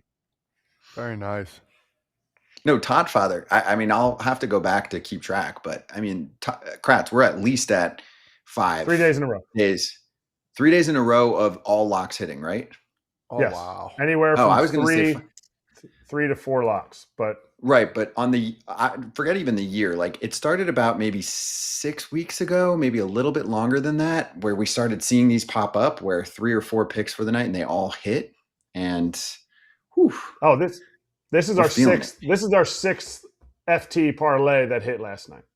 Our sixth one in the last 3.5 or 4 weeks. Very so nice. you're doing the ladder challenge, Kratz. So take us through where you're at in the ladder and what's next. So we're on the third step of the ladder now. We completed. Now we have to go to the next one. And obviously I'm going a little bit lower. So we started with $50. We're very close to getting to the final goal of $1,000. So you take your 50 and you make it into 1,000. One step at a time. Today we're going a strikeout parlay of 2 guys that have hit their strikeout parlay. It is Zach Wheeler at 6 or more strikeouts, and my guy Max Meyer at 5 or more strikeouts. And put those together, and it's minus 134. So today, you take all your profits from the other days, you roll them you put 260 down, and it's minus 134. Let's see if we can keep it pushing. One more step. Beauty. Ooh. Beauty. You got to get to 6 total steps, right? And this will be step 6 4 steps. out of 6. Yep. Got it. Halfway there. Okay. Cool. Todd? I'm going to stick with you over there in the Phillies game. Some people might not like this because Skeen's pitching, but I think Zach Wheeler's going to win. I think he's going to win convincingly. I think the Phillies going to win by more than 2 runs. I think it's going to be Phillies winning by a couple runs minus the run line 1.5. So that's at plus 150. 300 to win 450. Phillies, go get them. Beauty. Love it. For me, I'll go 135 to win 100. Astros money line. Team's playing well. They're going up against Taj Bradley, who I like. I like his stuff. He's just in a little rut. So I think that could continue tonight. And speaking of streakiness, Tatsuya Mai, who I've been the high guy on. When he's good, he's really good. So he's got 21 punch-outs in his last 2 starts, including 10 Ks and 6 innings, no earned runs last time around. So we'll see if he continues that. I'm just picking money line. I was thinking about a run line, but I'm staying money line. Josh Hader's on a heater. Twins have one of the worst bullpens. No Byron Buxton for Minnesota. So add all that up. And I know this is about as steep as I usually like to go, but I'm going to go 135 to 100 on that one. And it is World Cup season. So we got the promo for you. Win a share of $500,000 in bonus bets for every U.S. goal in the BetMGM app. You got to place a $5 or more pre-match bet on any World Cup game match in which the U.S. is playing and apply your goal rush token. If you do all that, you win a share of $500K in bonus bets for every goal scored by the U.S. in that match. Bonus bets will be split among all eligible winners after the match. Gambling problem or concern, there's help. Call 1-800-GAMBLER.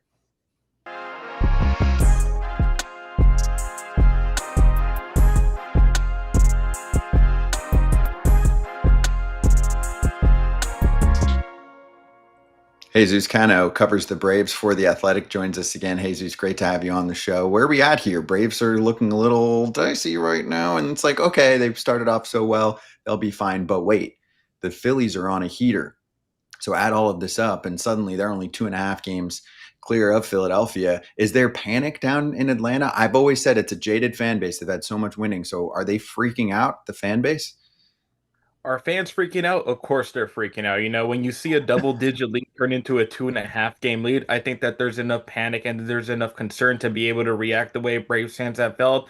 And, you know, obviously I think that's well warranted, but I think the feeling within the clubhouse, it's a little bit different. Like I'm going to go as far as say it's a little too nonchalant in my opinion. You know, I've talked to a couple of players throughout the clubhouse, and a lot of them say it's just baseball. It's just baseball. That's all it is. You know, if this was a slump at the beginning of the season and we got hot the way they did, you know, at the beginning to where they're at now, people will talk about, how great the Braves turnaround's been doing so far. To be fair, I've obviously never played any Major League Baseball at all whatsoever. I've never been around for 162 games to cover a team in general as a whole. So, I mean, it could be pointed towards baseball, but at the same time, I think anybody on any team would be disappointed to see your lead go from almost a 12, 11 game lead to a 2.5 game lead as your, division opponent is starting to ramp up and stuff like that. This is right before the All-Star game. And honestly, I would go as far as to say that if the Braves bullpen hasn't been as dominant as it has all year, I think there's a really good shot that, they might not have been able to, still be within the division lead right now. So I think it's kind of interesting the way to see things have gone on. I remember when I first took over the beat, I was telling everybody it's good right now because they're winning, but the toughest challenge is going to be when this team is slumping, and right now they're slumping pretty bad. Jesus, you weren't there last year, the whole year, correct? You just started this year. I remember when you came on. Yeah, a month and a half ago. Okay, a month and a half ago. Did you hear any rumblings of, isn't this why they brought in Walt Weiss, so we didn't have these swoons, where we didn't have these times where it was like what you characterize as nonchalant? Doesn't Walt Weiss bring that like fighter's mentality a little bit too?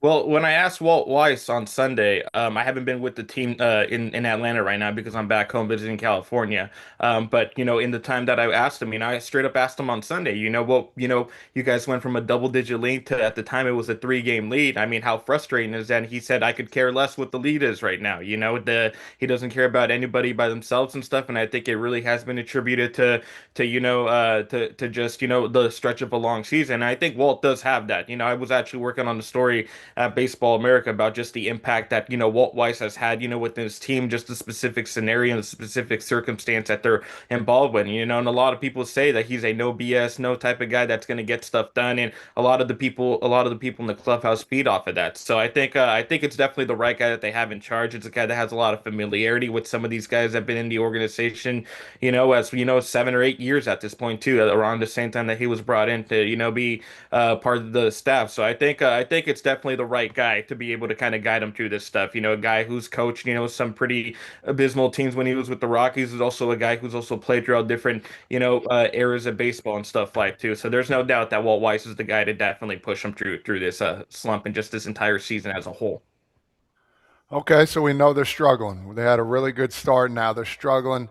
Talk to me about needs. What do they need eventually once this trade deadline comes on? Because I feel like they're going to be in it and want some people.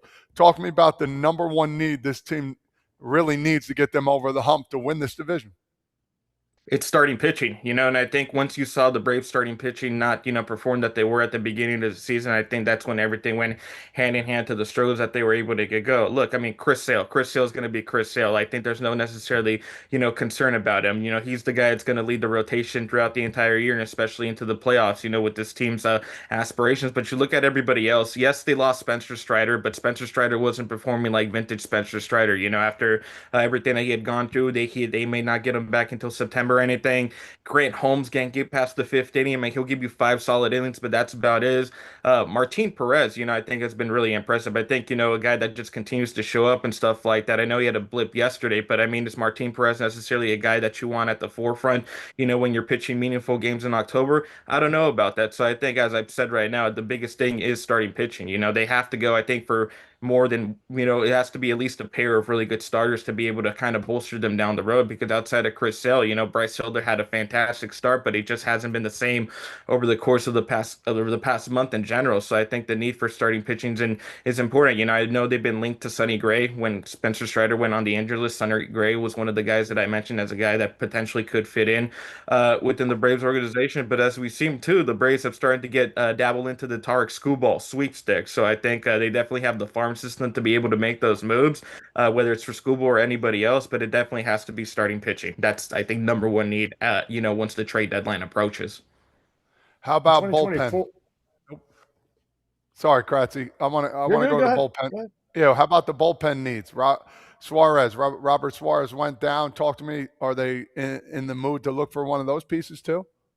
I think if Robert Suarez wasn't injured, I wouldn't have suggested, another bullpen piece. But now, I think that it's important, especially with the injury that Suarez is dealing with right now. And I think they have Didier Fuentes, who's going to do a really good job, in my opinion, stepping up into that, setup guy, eighth inning guy, seventh inning guy, and Dylan Lee too. I mean, has been one of the best left-handed relievers in all the game, but I don't think it's enough, attention with what he's been doing so far. But I think there definitely should be a little bit of a push, especially as they start to discover maybe how longer Robert Suarez is going to be out more. Because I mean, Robert Suarez, was potentially the best reliever in the game, before the injury going down. So, I think bullpen arms, especially once you get into October, if you're, it's not a leeway where your starter, you're going to try to get good 5 innings, 5, 6 innings for them. No, if they're not performing in the second or the third inning, you're going to go to the bullpen right away. And I think at the end of the day, pitching gets you so far, whether it's the starting rotation or the bullpen, and these late months of the season, especially into the playoffs. So I think it would be wise for him to get another guy.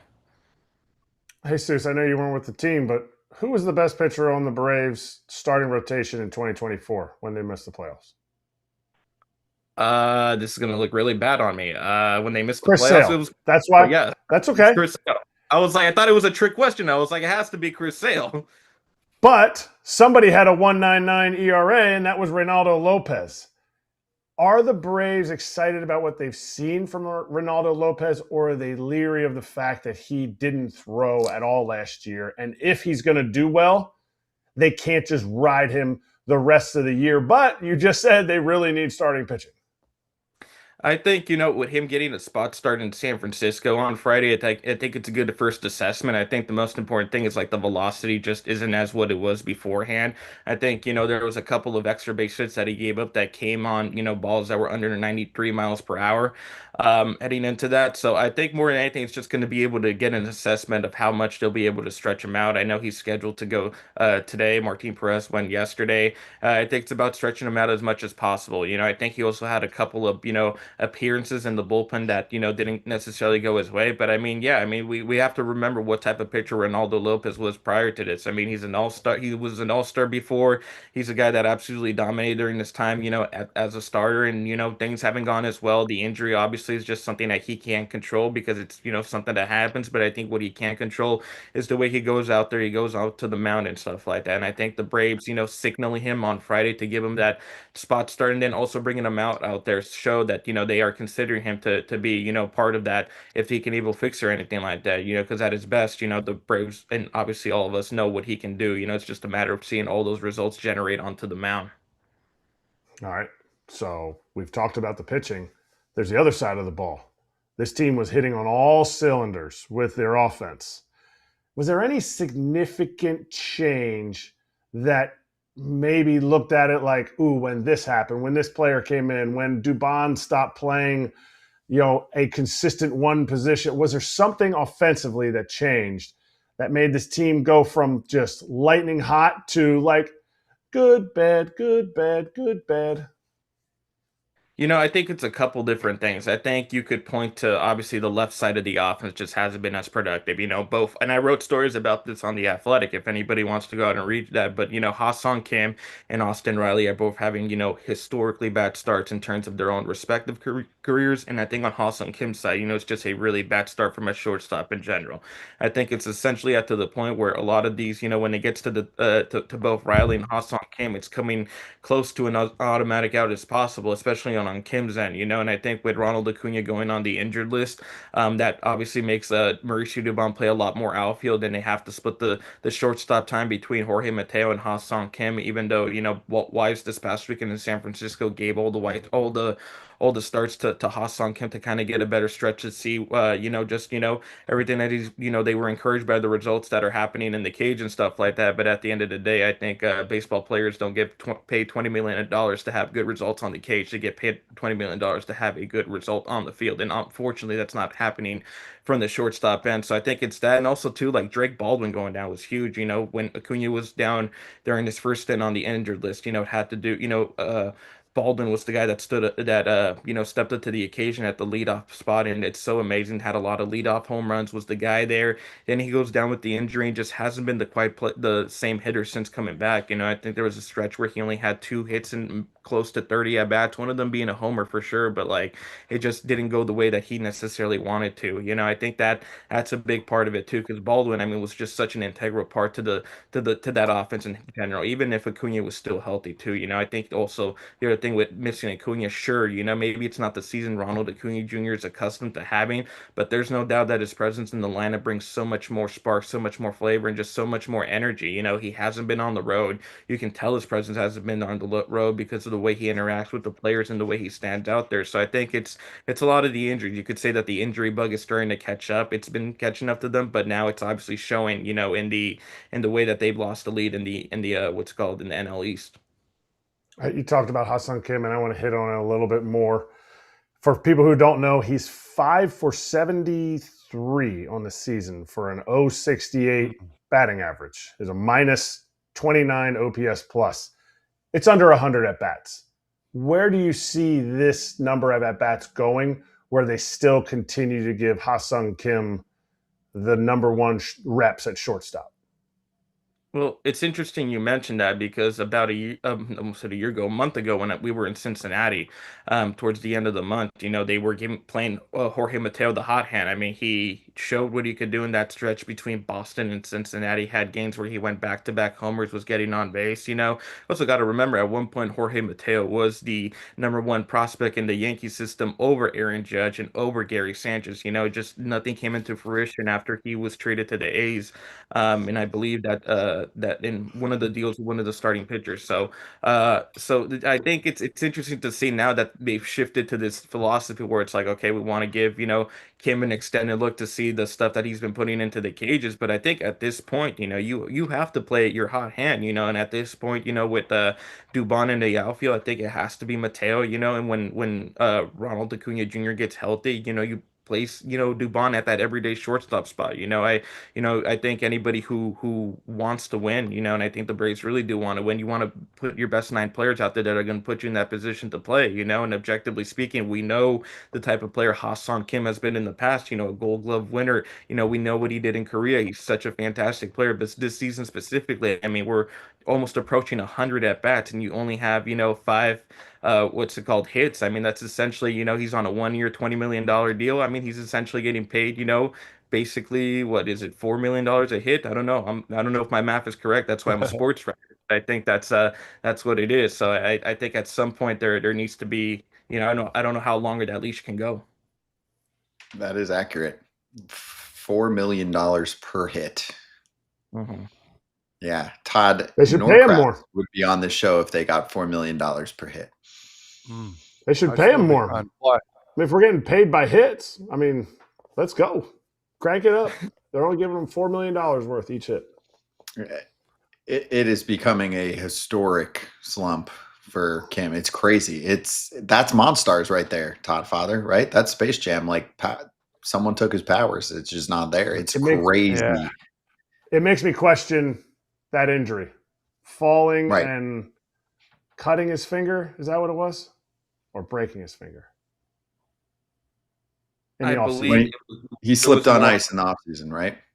Yeah, that's what it was. And also, too, he hasn't had spring training in back-to-back years, too, which, as you guys know, that's such a pivotal role. I mean, it allows you to, be a little bit more loose in the cage. It allows you to be more loose at bats when you're playing, games in March in Florida compared to, wanting to go out there coming with a set plan. And if that plan doesn't work in the first at-bats, abandoning it because you want to be able to generate impact to your team. So I feel for him on that. But at the end of the day, you want to win games. And I think the sense of urgency really ticks a little bit more when you go, like I said, and I hate to say this so much, but going from a double-digit lead to like a 2.5 game lead, like, come on, like there needs to be, there needs to be more of a sense of urgency. It's not to say that's not coming from the Braves, but I mean, once that, if that lead is gone, like it's panic mode, in my opinion. Yeah. I mean, and it is a 1-year deal. It's all right. If you're caught with someone who's on a multi-year contract, it gets really tricky. The comp I can think of right now, guys, and he wasn't this bad, but Chris Taylor was going through it a couple of years ago with the Dodgers, and they were letting that ride out. But, they could kind of hide him for a while he was working on things, but he never really solved it and just recently retired. But it gets tricky. Veteran player making good cash. You don't want to let him loose and then see him thrive elsewhere. But how many ABs are you going to give to a player like that? So, Jesus, thank you for the time, man. Great to catch up with you as always. Enjoying the work in the Athletic, and I know you're new to the table there. You're doing a great job. So, thanks, man. Thanks so much, guys. Appreciate it. All right, here we are. We have some breaking news, so maybe we'll get to that coming up in a moment, or we could just do it right here. All right, here we go. Evan Drellick putting this out there.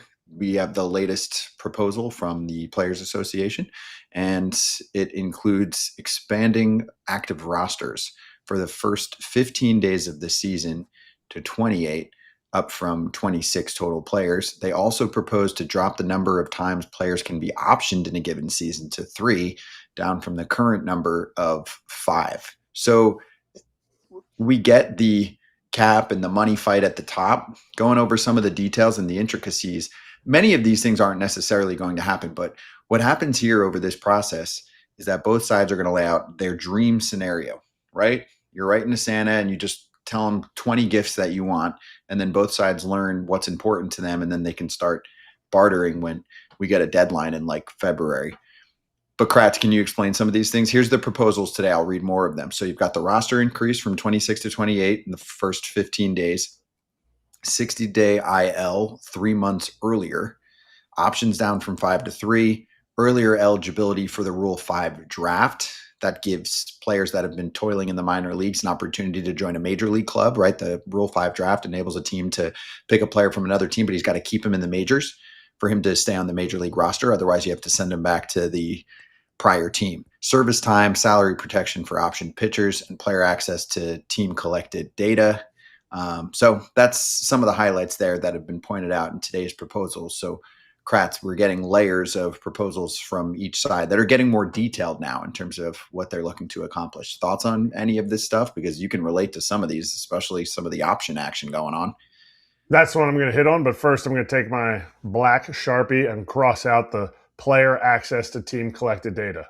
All they're going to give you access to, well, this is all we have. And then they're going to start a new farming system of, way they value players throughout the entire league on a one collective group. And that's why everybody's salary just stays in line. It's not collusion.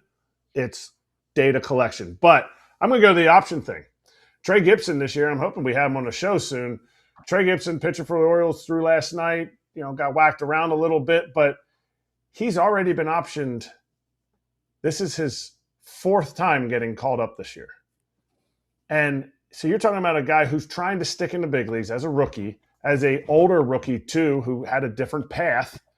And he's just getting shuttled back and forth, back and forth. Now he's gotten a little bit of leeway. He's pitched quite a few times, but it's hard enough to succeed in the big leagues when teams, now they made this rule last time, in the last CBA, about 5 options. That means you can get called up. That's not an option. Sent down. Now that's an option. That can happen 5 more times. And they had to make this rule because it was happening more than that. So there was guys that were, you're trying to compete in the big leagues, and then you're getting sent down for 3 days. Then you get called back up for something, then sent back down for 10 days, called back up for something else. Starting pitchers are missing starts or getting held back. Your routine is getting thrown off, and then you have to go and compete in the big leagues while your family is getting floated around. So I love this. I don't think it's like a massive thing, but you know what it is? It affects more people in the league than that stupid qualifying offer. So if they want to put the qualifying offer as like, whoa, we're going to get rid of the qualifying offer for what? The like 15 to 17 people that it affects, even though they say, yes, the qualifying offer then affects the rest of free agents because it slows the market down because nobody wants to offer those guys, blah, blah, blah. This is a majority thing that I think it affects more people than people realize, more players than people realize. Bingo on the qualifying offer too, Kratz, is actually less than that per year. Because let's say there's 15 guys that get the qualifying offer. 10 of them are stars, and it's not going to really matter. They're going to get their contract. It's going to be big, right? If you're getting a $100, $200, $300 million contract, the team's not worried about the qualifying offer attachment. In most scenarios, right? It's sure Correct. it's factored in, but it's not a big deal. If you're that mid-range player and it's a really big part of being attached to you, and we've seen it, it affects what, maybe 2 to 3, maybe a little bit more players per year. It's 3 to 5 guys. But Okay. then with each of those 3 to 5 guys, the argument with the PA is each of those 3 guys have about 2 other free agents that are attached to that player. Like, well, we're not sure what we're going to do because if Todd has a qualifying offer and I also play third base, I'm not getting any offers because we're waiting to see what Todd does with the qualifying offer, or it's attached to him. So now that's affecting my value in free agency because Todd's better and they don't want to pay me more than Todd, but I don't have a qualifying offer. So basically, the way I came up with that math was the fact that it's 3 to 5 guys that it really affects who actually have a qualifying offer, and then there's 3 or 4 players at that player's position that it also affects in their free agency. Okay, that's fair. That's a good way to explain it. And yet still, I get what you're saying. The prior situation affects many more players. Todd, Father, anything from the list here that we pointed out that stands out to you? And one clarification, because I said the 60-day IL with the 3 months early or whatever, it's allow for placement on players on the 60-day IL as early as November tender deadline, designed to open additional 40-man roster spots for clubs in the offseason to replace players with known and lengthier injury recovery timelines. Because right now, Todd, you got to wait a few months after that, right? And then things open up and then you can see more player activity. So this basically allows teams to put someone on that 60-day IL and then open up the spot to sign someone else versus waiting until, what is it? So December, January, it's almost spring training basically when they usually have to wait for making 60-day IL moves. But anything else that stands out to you?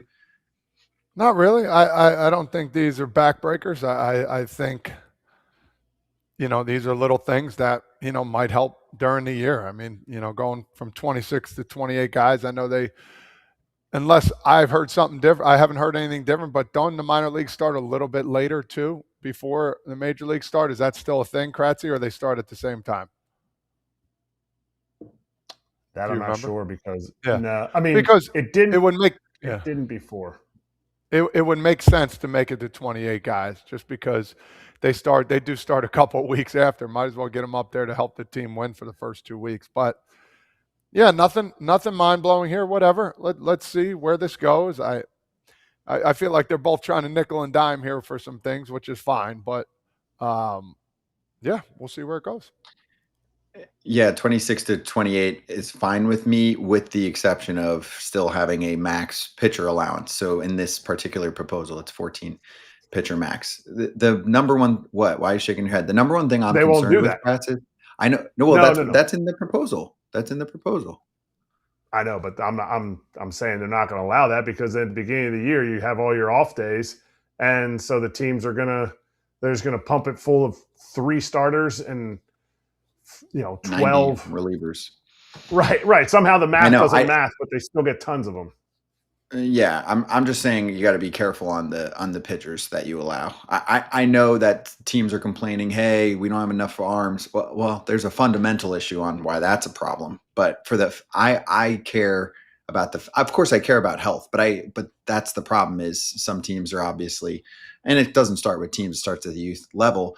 It's all being promoted to value velocity and obviously treat your arm like a data point, and it's leading to more injuries. We've talked about that a million times. For the fan experience, there's too many pitchers. There's too many pitching changes. I don't want that. I know that we have what do you think of the 3 batter minimum? I thought it got some hate early on, and I know it's not like a huge part of the game, but to me it is. I don't want to see pitcher in, does 1 out, he comes out. To me, that's too slow. That was part of the pace problem that we had. So I actually think it's been pretty valuable.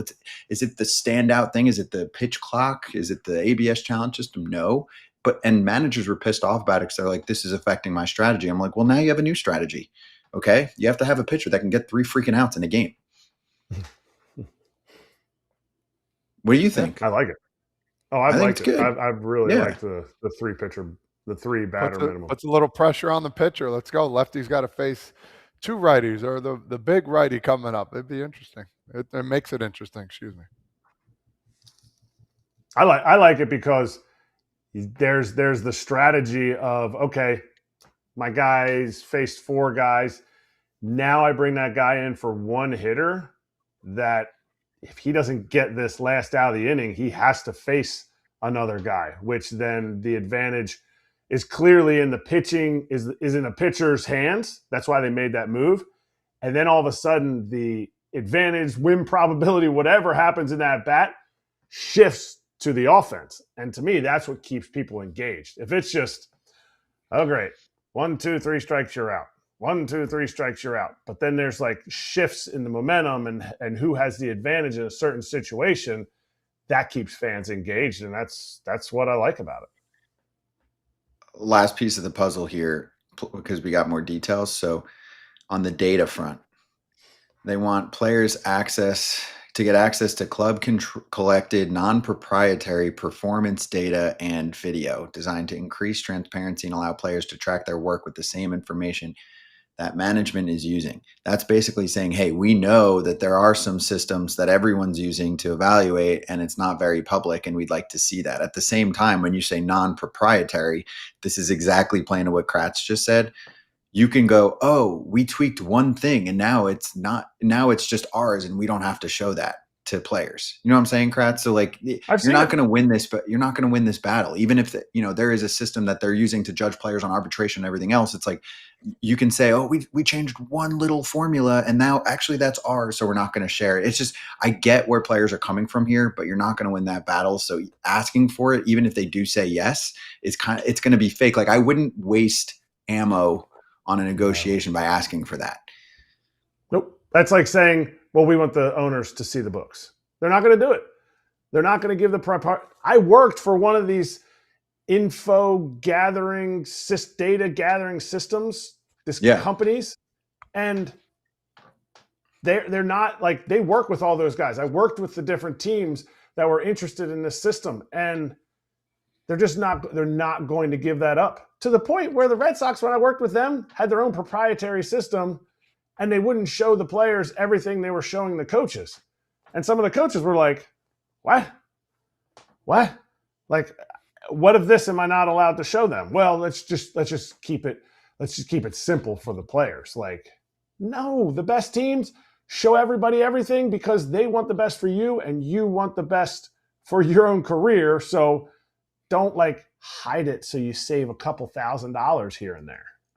I get the frustration too for players, because even like almost anyone that played sports at any level can probably relate. If there's a particular coach that didn't like you and you can't figure out why they don't like you, right? You want to be like, oh, they're judging me based on X, but they won't tell me what it is. And for the best baseball players in the world, Todd, Father, you guys just want to know, like, how am I being judged and how can I work on that one thing to fix it, right? Like when defensive metrics first came out, guys were confused about things. And then they started to learn about it and they're like, cool, if you think I'm rating poorly on your system, tell me what your system's based off of, and then I'll improve as a player. I'm the best player. I'm, among the best players in the world. I play in Major League Baseball. That's the frustration point.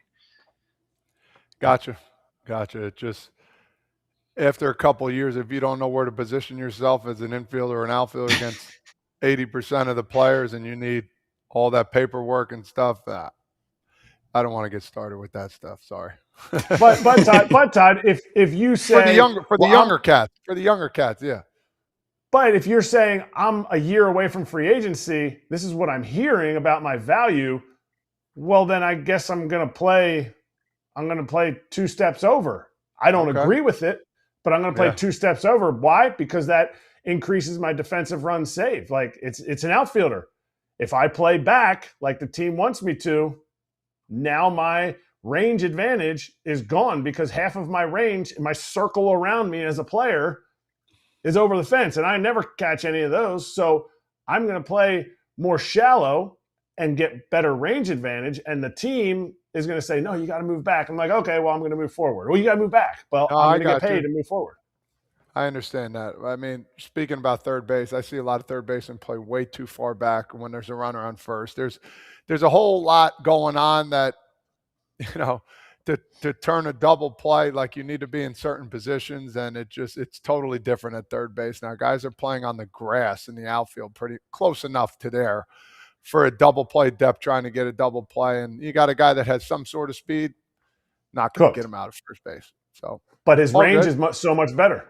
But his defense, it makes your range better because you're far back. You can get to that ball and don't knock it down. But I want the double play. But all good. Why, Todd? Because you want to win?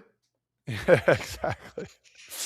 Oh, but if you get your defensive run saved up because you're able to get to the ball down the line as a third baseman, that is mega value. That's why these third basemen are picking up platinum gloves because that's a double. That's a double. Yeah, you might not get the double play, but hey, you stop that double. Exactly. All good. You want to get Todd frustrated? 258 on a Wednesday? Just tell him about how computers are telling him where to stand on the field. Yeah, talk data, baby. All right, let's slap.